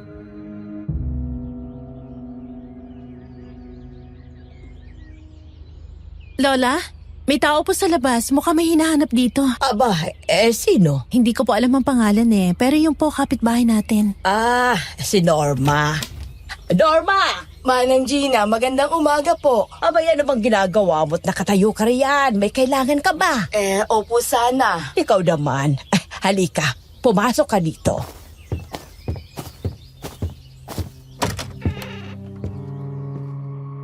Pumasok ang babae sa bakuran at sinalubong siya ni Lola sa pinto. Nahiya siyang umiti sa akin nang pumasok at dumaan sa likuran ko. Nagpunta ang dalawa sa kusina at mula doon ay narinig ko ang kanilang usapan. Sa tono pa lang ng boses ay halata ko ng magkahalong pag-aalangan, takot at pag-aalala mula sa kanya.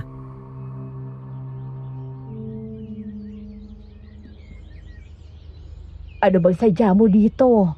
May problema ba? Kailangan mo ng pera? Nako, hindi po pera, Manang. Tungkol po sa pamangkin ko. Alam niyo naman ang nangyari sa kanya, hindi ba? Oo. Si Irene. May balita ka na ba sa kaso? Iyon nga po, wala pa. Wala na kasi kaming abogado. Malaking tao kasi ang kalaban namin. Inabalitaan ko po kasi na magaling na abogado yung girlfriend ni Randall. Sandali lang, ha? Luella, apo! Pwede ka bang maabala sandali? Oo naman po, Lola. Pumarili ka muna saglit. Opo.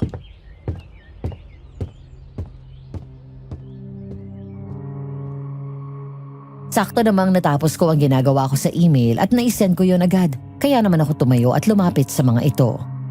Nang tingnan ako ni Aling Orma, ay nakita ko ang lungkot sa mga mata niya. Nahihiya din siyang umiti sa akin. Pagkatapos ay tumungo. Hinila ako ng isang bakanting silya.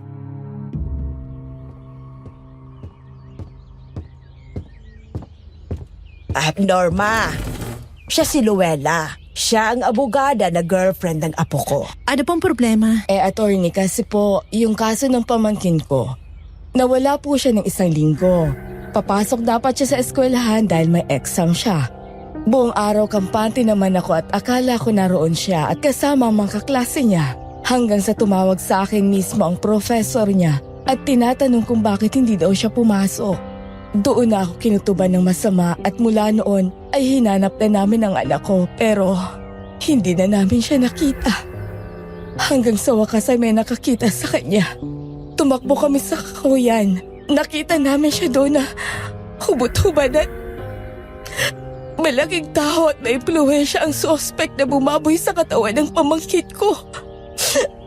Yung dating abogado namin ay bigla na lang binitawan ang kaso. Nagtataka kami dahil matapos niyang umalis wala ng abogado ang gustong humawak sa kaso ng pamangkin ko. Ang sabi lang nila, ayaw daw nilang madamay at mapahamak. Siguradong tinakot at binayaran na sila ng suspect niyo. At Ernie, tulungan niyo ang pamangkin ko. Gusto namin makamit ang hustisya at pagbayarin siya sa kasalanan niya. Huwag kayong mag-alala. Tutulungan ko po kayo. Naku, Norma. Tamang tao ang nilapitan mo dahil itong apo ko hindi gaya ng ibang abogado dyan na madaling masilaw sa pera. Magaling ito at marami na siyang naipapanalong kaso. Susubukan ko pong makakaya ko. Maraming salamat po.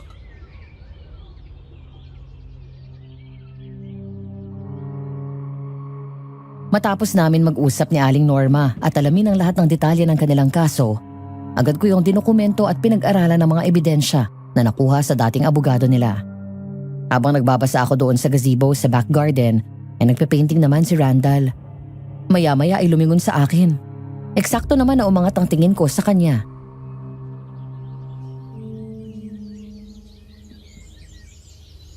Ang akala ko ba hindi ka hahawak ng trabaho habang nandito tayo? Bakit? Ikaw rin naman na. Medyo naboboard ako, love.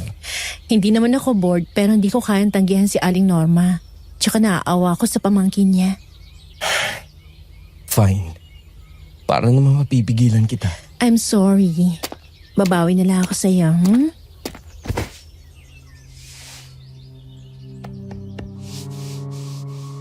Binitawan ko ang pagbabasa at tumayo. Saka lumapit at yumakap sa bewang niya mula sa likod. Ngumati siya sa akin at matagal akong hinalikan sa labi. Nilapag nito ang hawak na wood pallet. Pagkatapos humarap siya sa akin at malambing na gumanti ng yakap. Sinandal ko ang mukha ko sa malapad niyang dibdib at pumikit sandali. Parang yelong natutunaw ang stress na nararamdaman ko mula sa mga hawak kong kaso at problemang hatid ng aswang.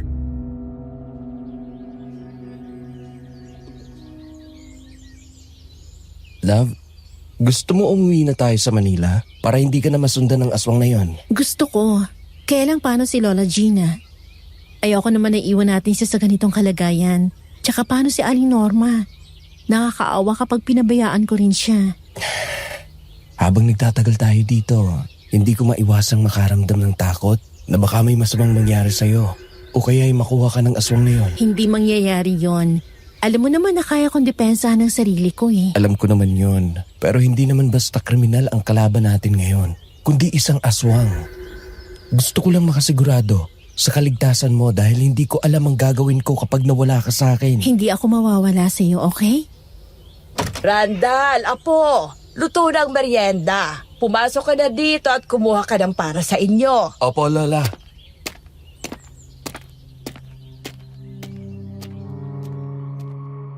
Saglit akong bumitaw kay Randall nang pumasok siya sa loob ng bahay.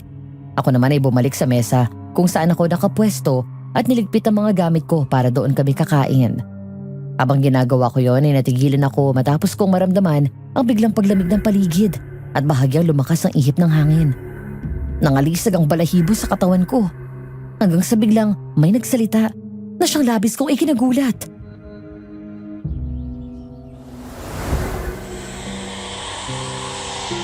Hi, sino sila? Irene, ikaw si Luella, di ba? Irene, ikaw yung pamangkin ni Aling Norma, di ba? Teka, paano nangyari to? Ako nga. Gusto ko lang makipagkaibigan. Teka, ikaw rin yung babae sa panaginip ko ilang araw nang lumipas. Talaga? Nagkakilala na tayo sa panaginip mo? Paano? Kwento mo naman sa akin. Ha? Hindi siya maganda eh. Paano hindi maganda? Sabihin mo na sa akin. Sige na. Nabihag ka daw ng aswang at demonyo. Aswang? Demonyo? Nandiyan na naman sila. Kukunin nila ako. Sandali, kumalma ka muna. Panaginip. Love?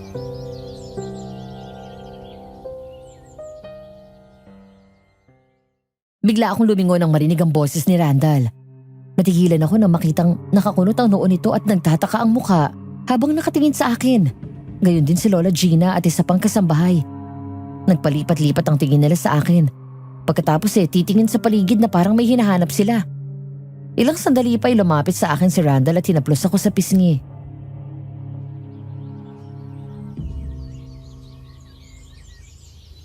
Sinong kausap mo?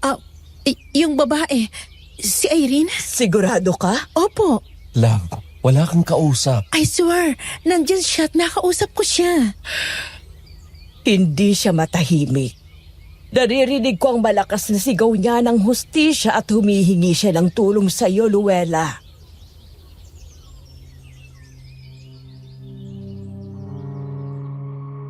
Pasado 10:00 ng gabi, nakasuot na ako ng pantulog at naka-silk nightrobe na lang ako sa ibabaw. Pero sa halip na nasa kwarto, naroon pa ako sa ibaba na nakapwesto sa dining table. Inaabala ang sarili ko sa pagre-review ng kaso ng pamangkin ni Aling Norma habang hinihintay ko ang pag-uwi ni Randall. Pumunta kasi ito sa isang uncle niya na sa karating bayan nakatira dahil may inutos si Lola Gina na kunin. Medyo malayo yon at higit kumulang 2 oras ang biyahe papunta at pabalik. Dapat sana kasama ako pero biglang nagkaroon ng importanteng meeting kasama si Aling Norma dahil sa pagpapakita sa akin ni Irene. Huminto ako sa binabasa ko nang magaring ang phone ko.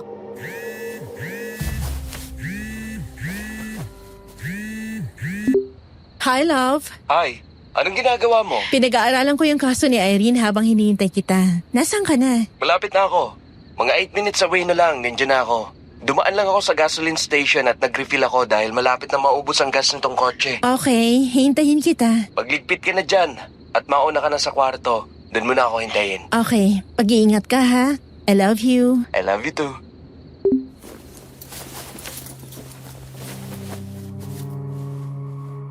Sinunod ko ang sinabi ni Randall.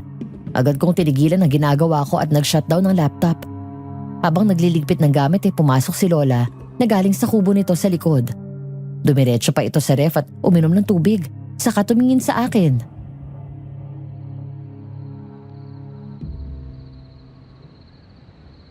Bakit hindi ka pa matulog, Apo? Hinihintay ko po si Randall eh. Pero malapit na daw po siya, nagpapagas lang ng sasakyan. O siya, sige at ako'y mauuna na sa iyong umakyat. Sige po, Lola. Good night. Good night. Huwag ka nang magpapatagal dyan, ha? Opo.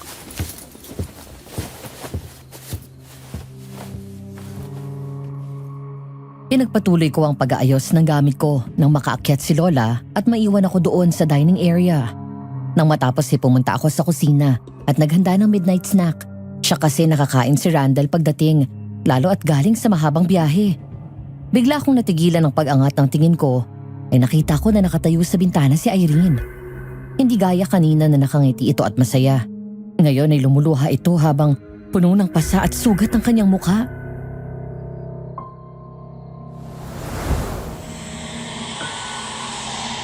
Luella, Irene? tulungin mo ako, Luella. hirap na ako. Anong pwede kong gawin? Sumama ka sa akin. Halika. Sumunod ka.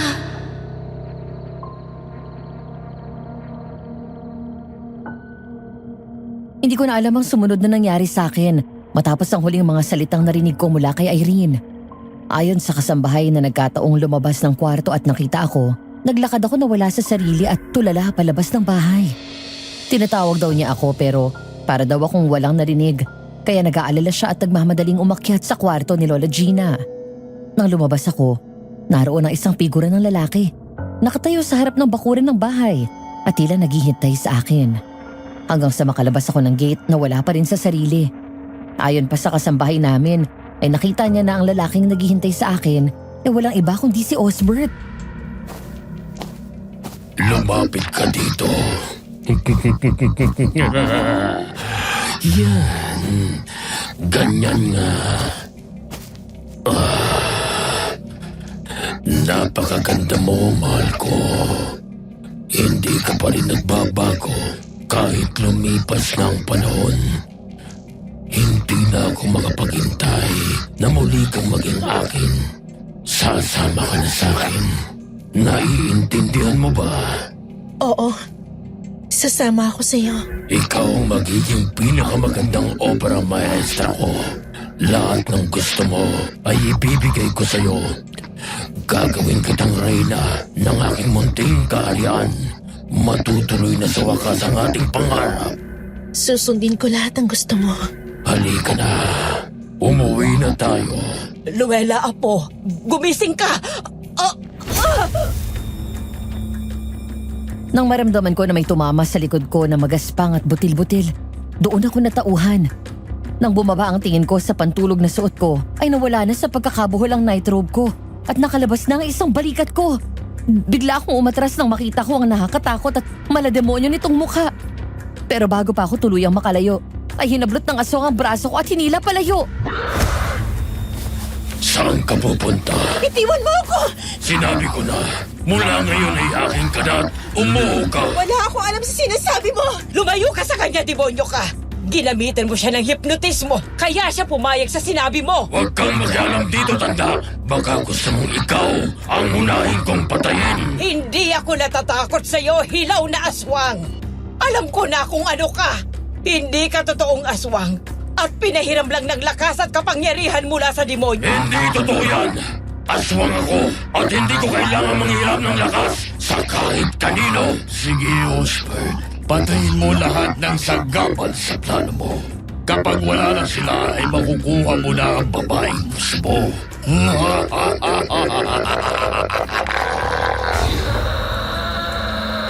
Bigla akong tinulak palayo ng aswang at sinugod nito si Lola Gina. Pero bago pa makalapit ang aswang, ay mabilis niyang binato ito ng asin. Agad akong tumakbo palapit sabay sipa ng malakas sa aswang. Nagawa niyang makalayo sa amin at agad kaming tumakbo ni Lola Gina. Pero papasok pa lang ako sa gate nang muli akong mahablot nito at hinila ako palayo. Luella! Lola, ang baril ko! Kunin niyo ang baril sa bag na sa mesa! Oo, sandali lang! Huwag ka nang manlaban dahil hindi ka uubra sa akin. Sasama ka sa ayaw at sa gusto mo. Ano bang kailangan mo sa akin, ha? Ikaw mismo ang kailangan ko. Ang madugtungan ng naudot natin na pag-iibigan. Ano bang pinagsasabi mo?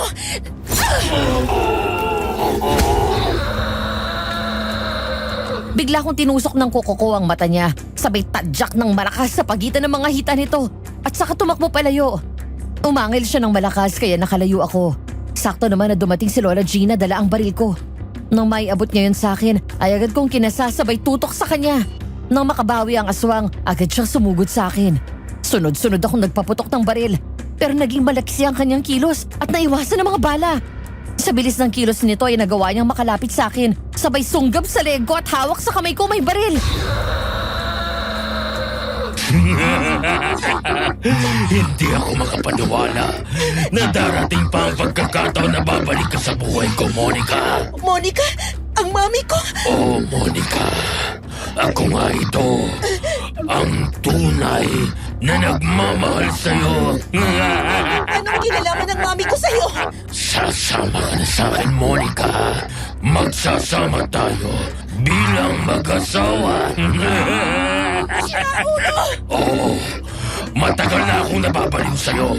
Ilang taon nang lumipas, pero ikaw pa rin ang iniibig ko. Ngayon, nagbalik ka. Hindi na kita pakakawalan. Hindi ka babalik sa lalaking yun. Sinabi ko na sa'yo na lubayan mo si Luella!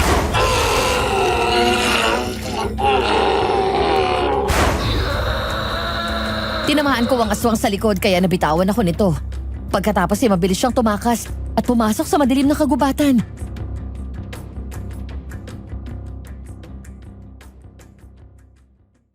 Nang lumingon ako kay Randall ay hindi ko napigilan ang sarili ko at tuluyang napaiyak. Tumakbo ako sa kanya at mabilis na yumakap ng mahigpit habang nanginginig ang katawan ko sa takot. Nang maramdaman ko ang mahigpit niyang yakap, doon ko rin naramdaman na pwede na akong maging mahina dahil alam ko na narito na siya. Mariin akong hinalikan ni Randall sa sentido at sa labi bago muling niyakap ng mahigpit.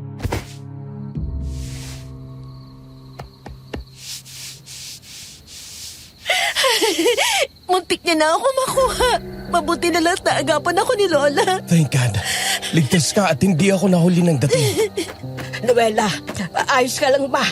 Nasaktan ka ba niya? Wala naman po akong sugat, Lola. Paano niyo po nalaman? Pagpasok ko pa lang ng kwarto ko ay naramdaman ko ang bigat ng presensya ng isang demonyo sa paligid. Eksakto naman na tinawag din ako ni Inday. Ginamit niya si Irene. Siyang una ko nakita tapos pagbukas ko ng pinto, wala na akong maalala. Natauhan na lang ako na yung aswang ng kaharap ko. Pero Lola, tinawag ako Monica ng aswang. Tinawag niya ako sa pangalan ni Mami. Ay, sinasabi ko na nga ba? Isa lang ang paraan para makilala natin kung sino ang aswang nang matapos na ito. May hinala na ako pero gusto kong makasiguro. Kailangan nating tawagin si Irene para malaman direkta sa kanyang mga nangyari. Ano pong kinalaman ni Mami dito? Malalaman mo.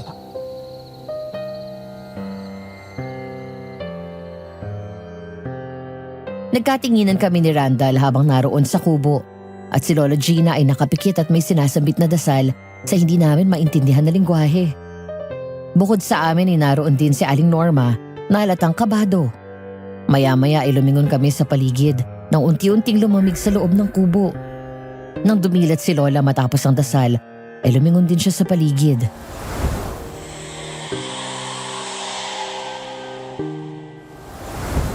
Irene, alam ko na narito ka.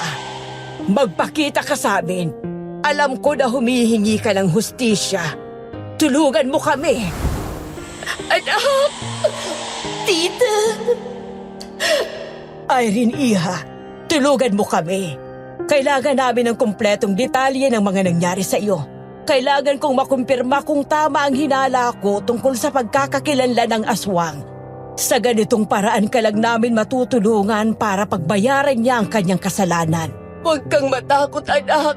Tutulungan nila tayo. Sa investigasyon ng mga pulis at dating abogado niyo, lumabas na si Osbert ang huling nakitang kasama mo bago ka nawala. Siya nang kumuha sa'yo? Oo. At siya rin ang aswang. Ano? Isang aswang na may gabay ng demonyo. Sinasabi ko na nga ba?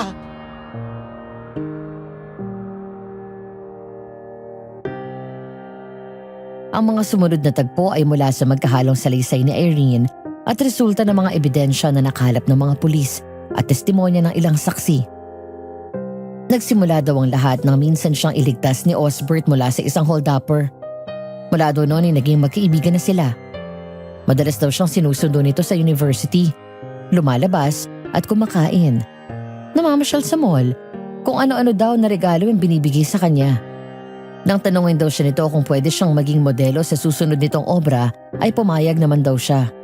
Dahil para kay Irene ay wala daw ibig sabihin ng lahat ng pinapakita niya kay Osbert bukod sa pagkakaibigan. Isa pa ay wala na siyang mga magulang kaya napalapit siya sa lalaki. Hanggang sa isang beses ay nagyaya itong kumain sila sa labas at doon ay masinsinan silang nag-usap.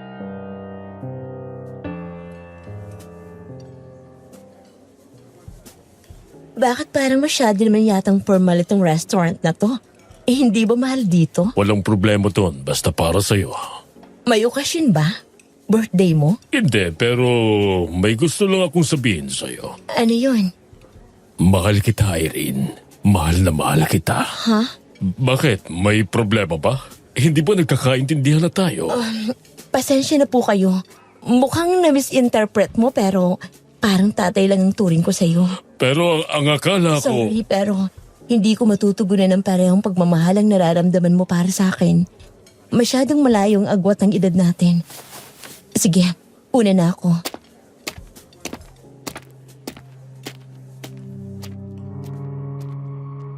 Agad daw siyang umalis doon sa restaurant. Mula noon ay hindi na daw niya kinausap si Osbert at tuluyan siyang iniwasan. Hanggang isang araw habang naglalakad mag-isa papasok sa eskwelahan ay dumating si Osbert at humarang sa daan niya. Nang papaalisin daw niya ito, doon na siya natulala at wala nang naalala sa mga sumunod na nangyari. Basta natauhan na lang daw siya na naroon na siya sa loob ng kuweba. Hubot-hubad na nakahiga sa isang mahabang mesa at nakakadena ang mga paa at kamay.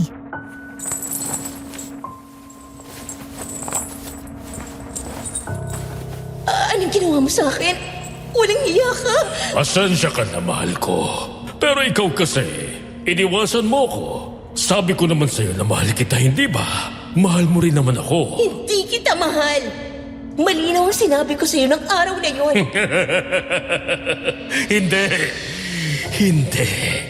Alam kong mahal mo rin ako. Boyfriend mo na ako, hindi ba? Kaya nga sumasama ka sa akin sa paglabas. Nagmamakaawa ako sa'yo, Osbert. Pakawalan mo na ako dito. Nag-aalala na sa akin si tita. Hindi. Magsasama na tayo mula ngayon. Pakawalan mo ako dito. Mahal ko. Mahal ko, wag kang umiyak. Shh! Nandito naman ako. Hindi kita iiwan. Aalagaan kita. Tulong! Tulungan niyo ako! Sinabi nang wag kang maingay eh. Mula ngayon ay akin ka na. Lahat ng gagawin ko ay susundin mo. Dahil kapag naubos ang pasensya ko sa'yo, papatayin kita. Parang awa mo na. Huwag mo akong sasaktan. Kung ganun sumunod ka sa lahat ng sasabihin ko.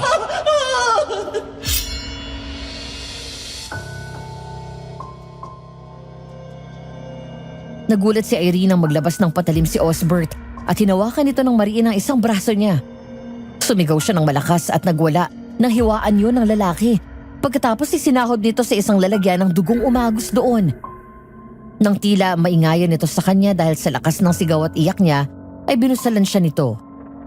Matapos yun ay pilit siyang pinabangon at tinuruan kung paano siya pepwesto. Ang dugo niya na isinahod nito ay nilagay ni Osbert sa dalawang lalagyan. Ang isa ay nilapag nito sa isang altar na ang imahe ay demonyo. Pagkatapos ay dinasalan yun at ang isa namang lalagyan ay ginamit niya sa pagpipinta. Kapag daw gumagalaw siya, suntok, sampal at sipa ang inaabot niya mula kay Osbert. O kaya inuuntog ang ulo niya ng malakas sa pader. Hanggang sa makalipas ang ilang oras, nang sa wakas ay natapos ang obra nito. Dahil sa dami ng dugong nawala kay Irene, ay labis siyang nanghina. Nang makita niya na imahe ng demonyo sa isang malaking salamin doon, natakot siya ng husto, pero hindi niya magawang sumigaw.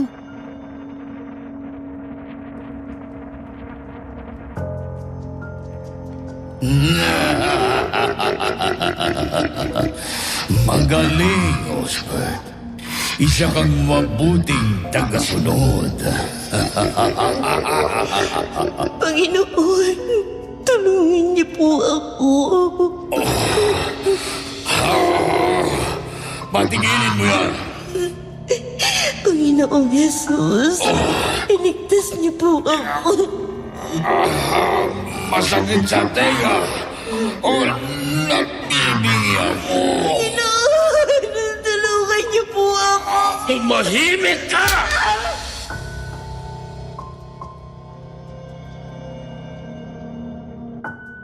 Nawala ang demonyo sa salamin dahil sa pagdadasal ni Irene.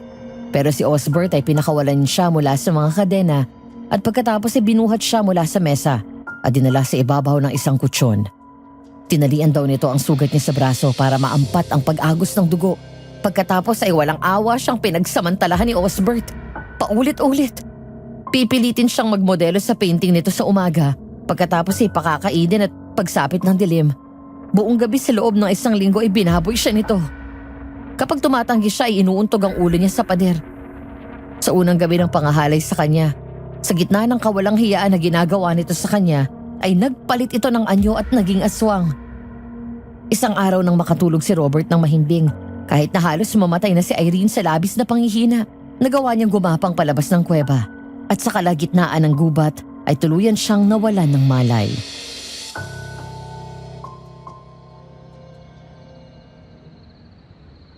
Nagkaroon ng investigasyon at ayon sa ilang witness ay si Osbert ang huling kasama ni Irene at sinakay siya sa kotse nito. Naimbitahan siya sa presinto pero nalusutan niya ang kaso at mariing na tinanggi na may kinalaman siya sa pagkawala ni Irene. Lola, anong kinalaman ni Mami dito? Bakit niya ako tinawag sa pangalan ng Mami ko? Dahil ang mami mo ang unang kinabaliwan ni Osbert. Si Mami? College kami noon. 3 taon ang tanda ng mami mo sa akin. Pero kahit magkaiba kami ng kurso at taon, ay kilala ko pa rin siya dahil sikat ang mami mo sa buong campus. Sino ba ang hindi nakakakilala kay Monica? Maganda, mabait, malambing, matalino. Kaya marami ang manliligaw niya. Isa sa nahumaling sa kanyang ganda ay si Osbert, ang pinaka-weird na estudyante sa campus. Madalas siyang nabubuli at si Monica ay mabait na palagi siyang pinagtatanggol. Dahil doon ay minahal siya ni Osbert sa punto na naging obsessed na siya sa mami mo. Nang magtapat siya dito ay tinanggihan ni Monica ang pag-ibig niya dahil boyfriend na niya noon ang daddy mo. Hindi yun matanggap ni Osbert. Sinundan niya ang mami mo kahit saan siya pumunta. Ilang ulit niyang pinagbantaan ang buhay ng daddy mo. Dahil doon ay pinakulong nila si Osbert at pagkatapos ay lumuwas na sila ng Maynila at hindi na bumalik dito. Naalala ko na. Minsan sinabi ni Mami na kaya mas gusto niya manirahan sa ibang bansa ay dahil alam niya na safe siya. Yung pala ibig sabihin nun? Dahil kamukha ka ng mami mo, ang tingin sa'yo ng Osbert na yon ay ikaw pa rin si Monica. Gagawin niya ang lahat para lang makuha ka at mangyari ang plano niya sa mami mo na hindi natupad. Tao po! Lola Gina! Kuya Randall! Tao po! Teka, si Mark yun ah. Mark, gabing-gabi na. Ano tapasugod ka dito? Kuya, ate, tulungan niyo po ako. Si Sir Osbert po. Anong ginawa sa'yo ng hayop na yon? Matagal ko na po dapat sinabi to sa inyo eh. Kaya alam po, noong pupunta na ako sa inyo, hinahuli niya ako at binantaan na papatayin. Hindi ko na po masikmura na itago ang lahat ng nalalaman ko.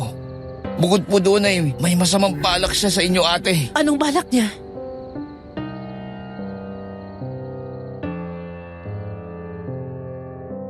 Matapos sa mga revelasyon ay mas naging mahigpit si Randall sa akin at nanatili lang ako doon sa bahay. Kung lalabas man ako ay palaging kasama ko siya. Kasabay ng mga pagbubunyag niya Irene ng katotohanan ay ang pag-amin namin ni Mark ng iba pang lihim ni Osbert. At sa tuwing naisip ko ang lahat ng nalaman ko, hindi ako makapaniwala na ang hinahangaan kong pintor ay isa palang aswang.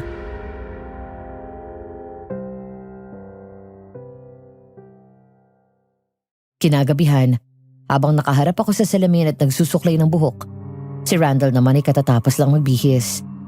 Napangiti ako nang lumapit siya sa akin at malambing na niyakap ako mula sa likod. Marahan pa akong natawa dahil inaplos nito ang puson ko habang hinahalikan ako sa balika at leeg.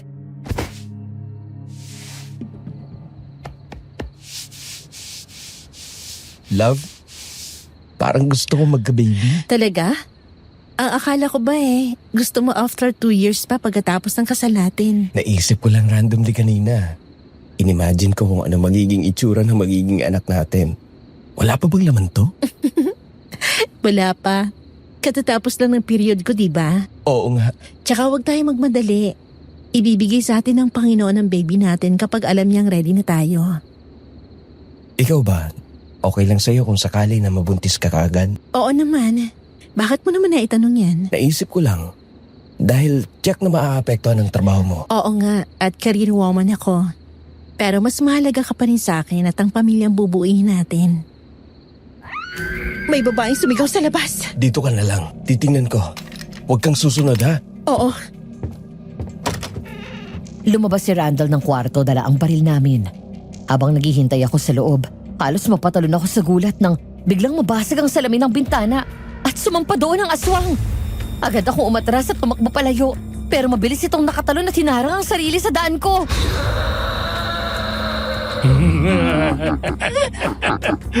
Magandang gabi, Pinipini. At saan ka pupunta? Hindi ka na makakawala ngayon. Hindi ba't sinabi ko sa'yo na hindi tayo maaaring paghiwalayin ng kahit sino? Luella! Randall, tulungan mo ako! Magpaalam ka na sa mahal mo! Osbert! Ibalik mo siya sa akin, demonyo ka! Kinablot ako ng aswang sa bewang pagkatapos ay sumampa sa hamba ng bintana. Saka tumalon pababa at tumakbo na mabilis sa loob ng kagubatan habang nakasampay ako sa kanyang balikat. Pilit ako nagpumiglas pero hindi ako nanalo ngayon sa lakas niya. Mabilis itong tumakbo hanggang sa makarating kami sa mansyon at dinala ako nito sa isang silid. Ang silid na nakita ko sa panaginip ko. Agad akong sumampa sa kama at sumiksik sa sulok. Walang hiya ka, Osborn! Demonyo ka! Mas walang iya ka, Monica! Iniwan mo ako! Taksi! Hindi ako si Monica! Anak niya ako! Huwag mong bilugin ang ulo ko! Sinasabi mo lang yan dahil gusto mong sumama sa lalaking yun! Itong tandaan mo, hindi ka makakawala sa kasalanan mo. Ang ginawa mo kay Erin at itong pagkidnap mo sa akin.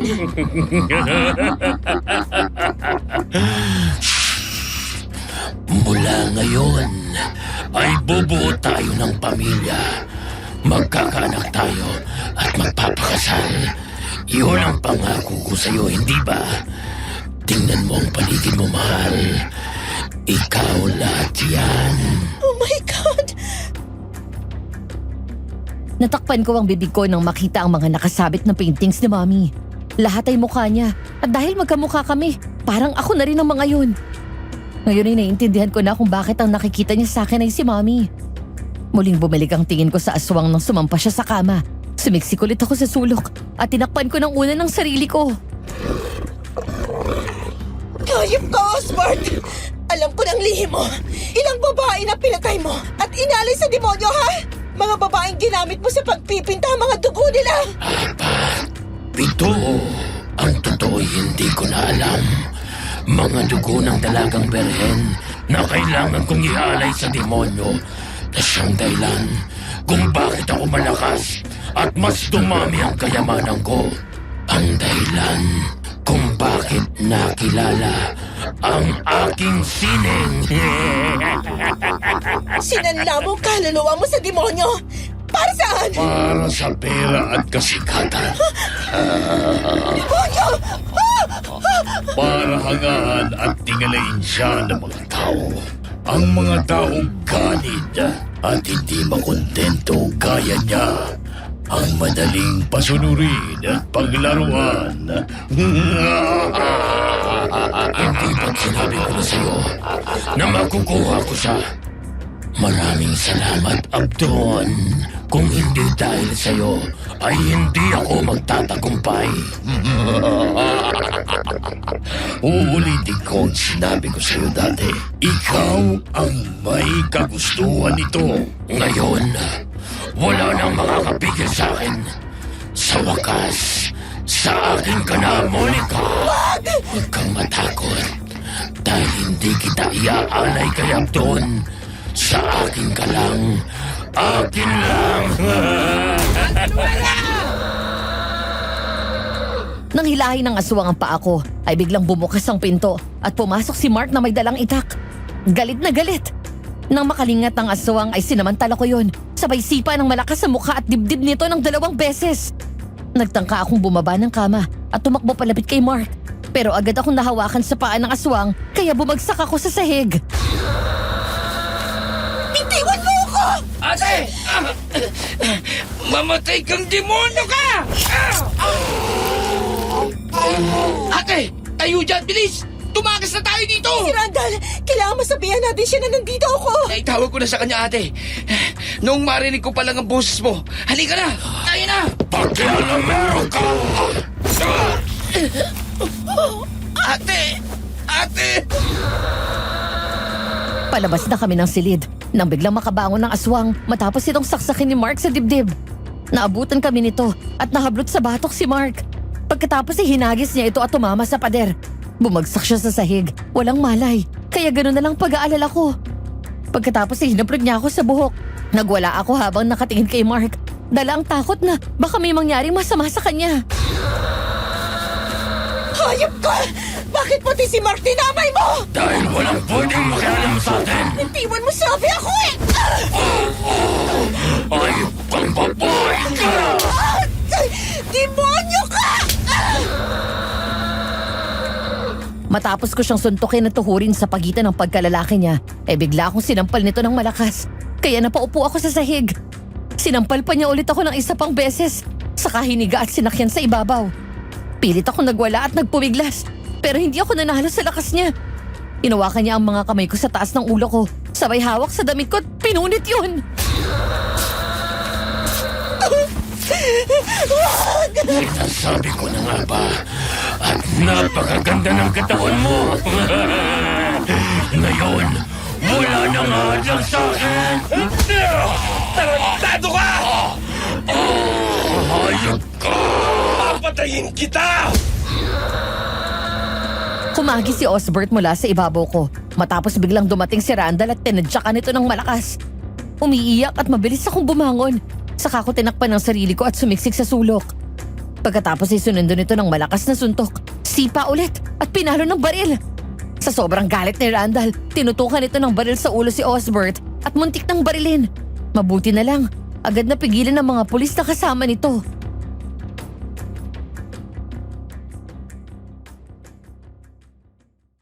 Nilayo siya ng mga pulis at tuluyang dinampot si Osbert. Nang lumingon siya sa akin, ay doon niya ako nalapitan kaya agad akong yumakap sa kanya.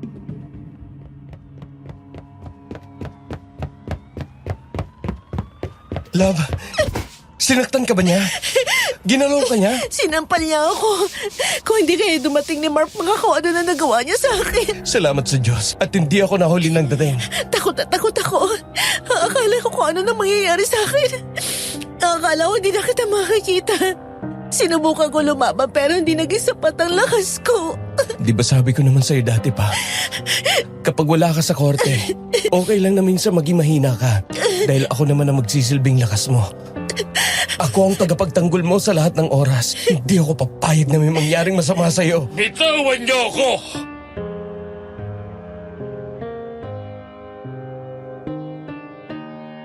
Sa isang iglap ay bumalik ang mukha nito sa pagiging tao. Nawala ang lakas nito, hindi gaya ng kanina. Wala siyang nagawa ng sapilitang itayo ng mga pulis si Osbert. Galit na tiningnan ko siya. Nang alayan akong itayo ni Randall ay hinubad niya ang jacket at yun ang pinasuot niya sa akin.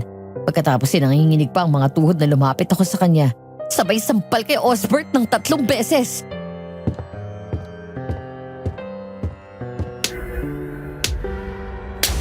Itong tatandaan mo, hindi ako titigil hanggat hindi ka nahatunan ng habang buhay na pagkabilanggo. Sisiguraduhin ko na dun ka natatanda hanggang sa unti-unting mabulok yung katawan mo! Akin ka lang, Monica. Akin ka lang. Tayong nakatadhana sa isa't isa at makakalaya ko. Makikita nyo! Abon! Tulungan mo ako, Abon! Tapos na ang kasunduan natin, Osborn. Gaya ng sinabi ko sa'yo, hindi ka nakinig sa akin. Kaya wala ka na naasahan na tulong pa sa akin. Ay, hindi! Hindi! Hoy! Huwag kang umalis, Abdon! Bitawan niyo ako! Aswang ako! At kaya ko kayong patayin lahat! Naulo ka! Sa presinto ka na magpaliwanag! Aswang daw? Ha? Aswang daw!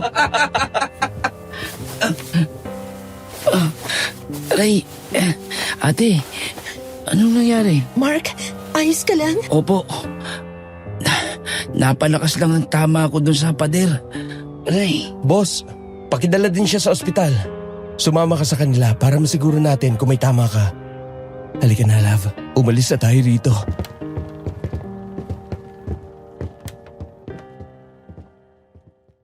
Lumipas ang mga araw. Kasama si Randall at Lola Gina ay pumunta kami sa ospital. Pagpasok pa lang namin ng kwarto ay sinalubong na agad kami ng ngiti ni Aling Norma. Lumapit kami sa kama at tinignan ng wala pa ring malay na si Irene. Oo, Madam Venus. Buhay si Irene. Pero comatose siya dahil sa tinamo niyang multiple head trauma mula sa ilang beses na paguntog ni Osbert sa kanyang ulo.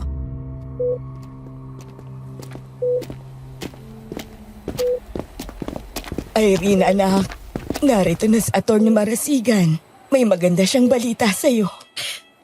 Lola, naririnig po ba niya ako? Oo, Apo. Naririnig ka niya. Irene, kumusta ka na? Ang weird kung paano tayo nagkakilala, no? Sa panaginip mo't habang kaluluwa ka. Kapag nagising ka, pupuntahan kita dito para naman personal at normal tayo magkakilala at magkausap. Gaya ng sinabi ng auntie mo, may good news ako sa'yo. Nahuli na si Osbert at nasisiguro ko na hindi na siya makakalaya pa. Nagsalita na rin si Mark, yung houseboy niya, at siyang nagsilbing witness. Malakas ang kaso natin, kaya ngayon pa lang, nagtitiyak ko ng panalo natin. Kaya makakaya ka na rin ng maluwag. Alam ko na ito lang ang hinihintay mo, anak. Ang makamit ang hustisya na inaasa mo. Huwag mo na kaming alalahanin ng uncle mo. Kasama naman namin ang mga pinsan mo. Magpahinga ka na, anak. Pwede ka nang pumitaw. Irene? Irene, ang pamangkin ko.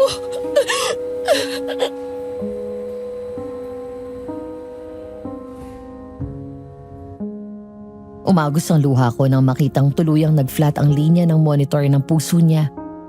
Nang tignan ko ang mukha niya, nakita ko ang luhang pumatak mula sa kanyang mata kahit nakapikit. Mabigat ang damdamin ko na yumakap kay Randall habang ang mga doktor at nurse ay nagtakbuhan papasok doon sa kwarto.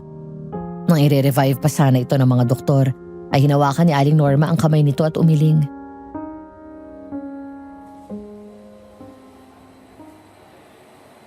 Tama na po, Dok. Ayos na kami. Hayaan na natin magpahinga ang pamangkin ko. Pwede pala yun, Lola. Nakakagala ang kaluluwa niya habang buhay pa siya. Oo. Gumagala ang kaluluwa niya habang ang katawan niya ay nakaratay sa higaan. Pero makina na lang ang bumubuhay sa kanya dahil sabi ng mga doktor ay brain dead na siya. Magising man ay gulay na siya at hindi na babalik sa normal. Hindi siya makaalis dahil sa hustisya ng kanyang hinihintay. Ngayon, nakuha niya na ito. Matatahimik na siya. Nandito pa ba si Irene, Lola? Nakatawid na siya. Kaya kayo, sige na at mauna na kayo. Malayo pang biyahe niyo pabalik ng Maynila. Ako nang bahala dito. Aling Norma, mauna na po kami. Nakikiramay po kami. Magkita na lang po ulit tayo sa unang hearing. Salamat sa lahat ng tulong niyo.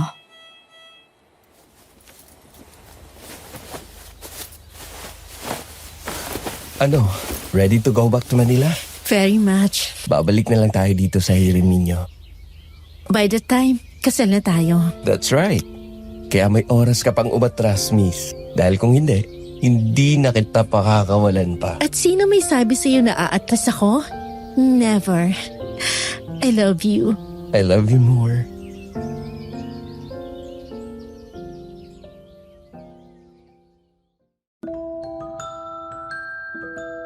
Madam Venus, tuluyan ng nakasuhan si Osbert at nahatulan ng korte na makulong habang buhay.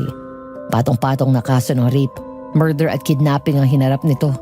Kasama na ang kasong sinampa ko sa kanya na kidnapping, attempted rape at serious physical injuries. Sa huli ay umamin si Osbert sa kanyang krimen. Siya mismo ang nagturo kung saan nilibing ang mga bangkay ng biktima. Ang pulang ribbon na minsan naming nakita sa mga sanga ng puno doon sa gubat ay mga palatandaan niya kung saan nakalibing ang mga biktima. Makalipas ang 4 na taon ay tuluyan ng nasentensyahan si Osbert. Ako na rin mismo ang nag-request ng gawing confidential ang kaso para sa ikatatahimik ng pamilya ng mga biktima. Una kong sinabi ang nangyari sa akin sa probinsya kay Dad at sa kanya ko lang nalaman na dahil kay Osbert ay nagkaroon ng trauma si Mommy. Matapos ang pagbaba ng hatol ay doon ko palang nakwento sa Mommy ko ang nangyari sa akin para hindi na siya matakot at mag-alala. Doon ko lang na-realize na hindi lang hustisya ng mga babaeng pinatay ni Osbert ang nakuha namin. Nabigyan ko rin ng hustisya ang ginawa niya kay Mommy noon. Hanggang ngayon may mga pagkakataon na hindi pa rin ako makapaniwala sa mga nangyari sa akin. Mistulan yung masamang panaginip na paulit-ulit kong naaalala. Kayo, may mga karanasan na rin ba kayo gaya ng nangyari kay Mommy at Irene? Na naging stalker nyo o na-obsess sa inyo ang taong simpleng pinakitaan nyo ng kabaitan? Comment nyo naman sa ibaba at ikwento sa amin. Hanggang dito na lang at maraming salamat po. Sana'y nagustuhan ninyo ang aking kwento at more power sa Aswang Diaries. Nagmamahal, Luella.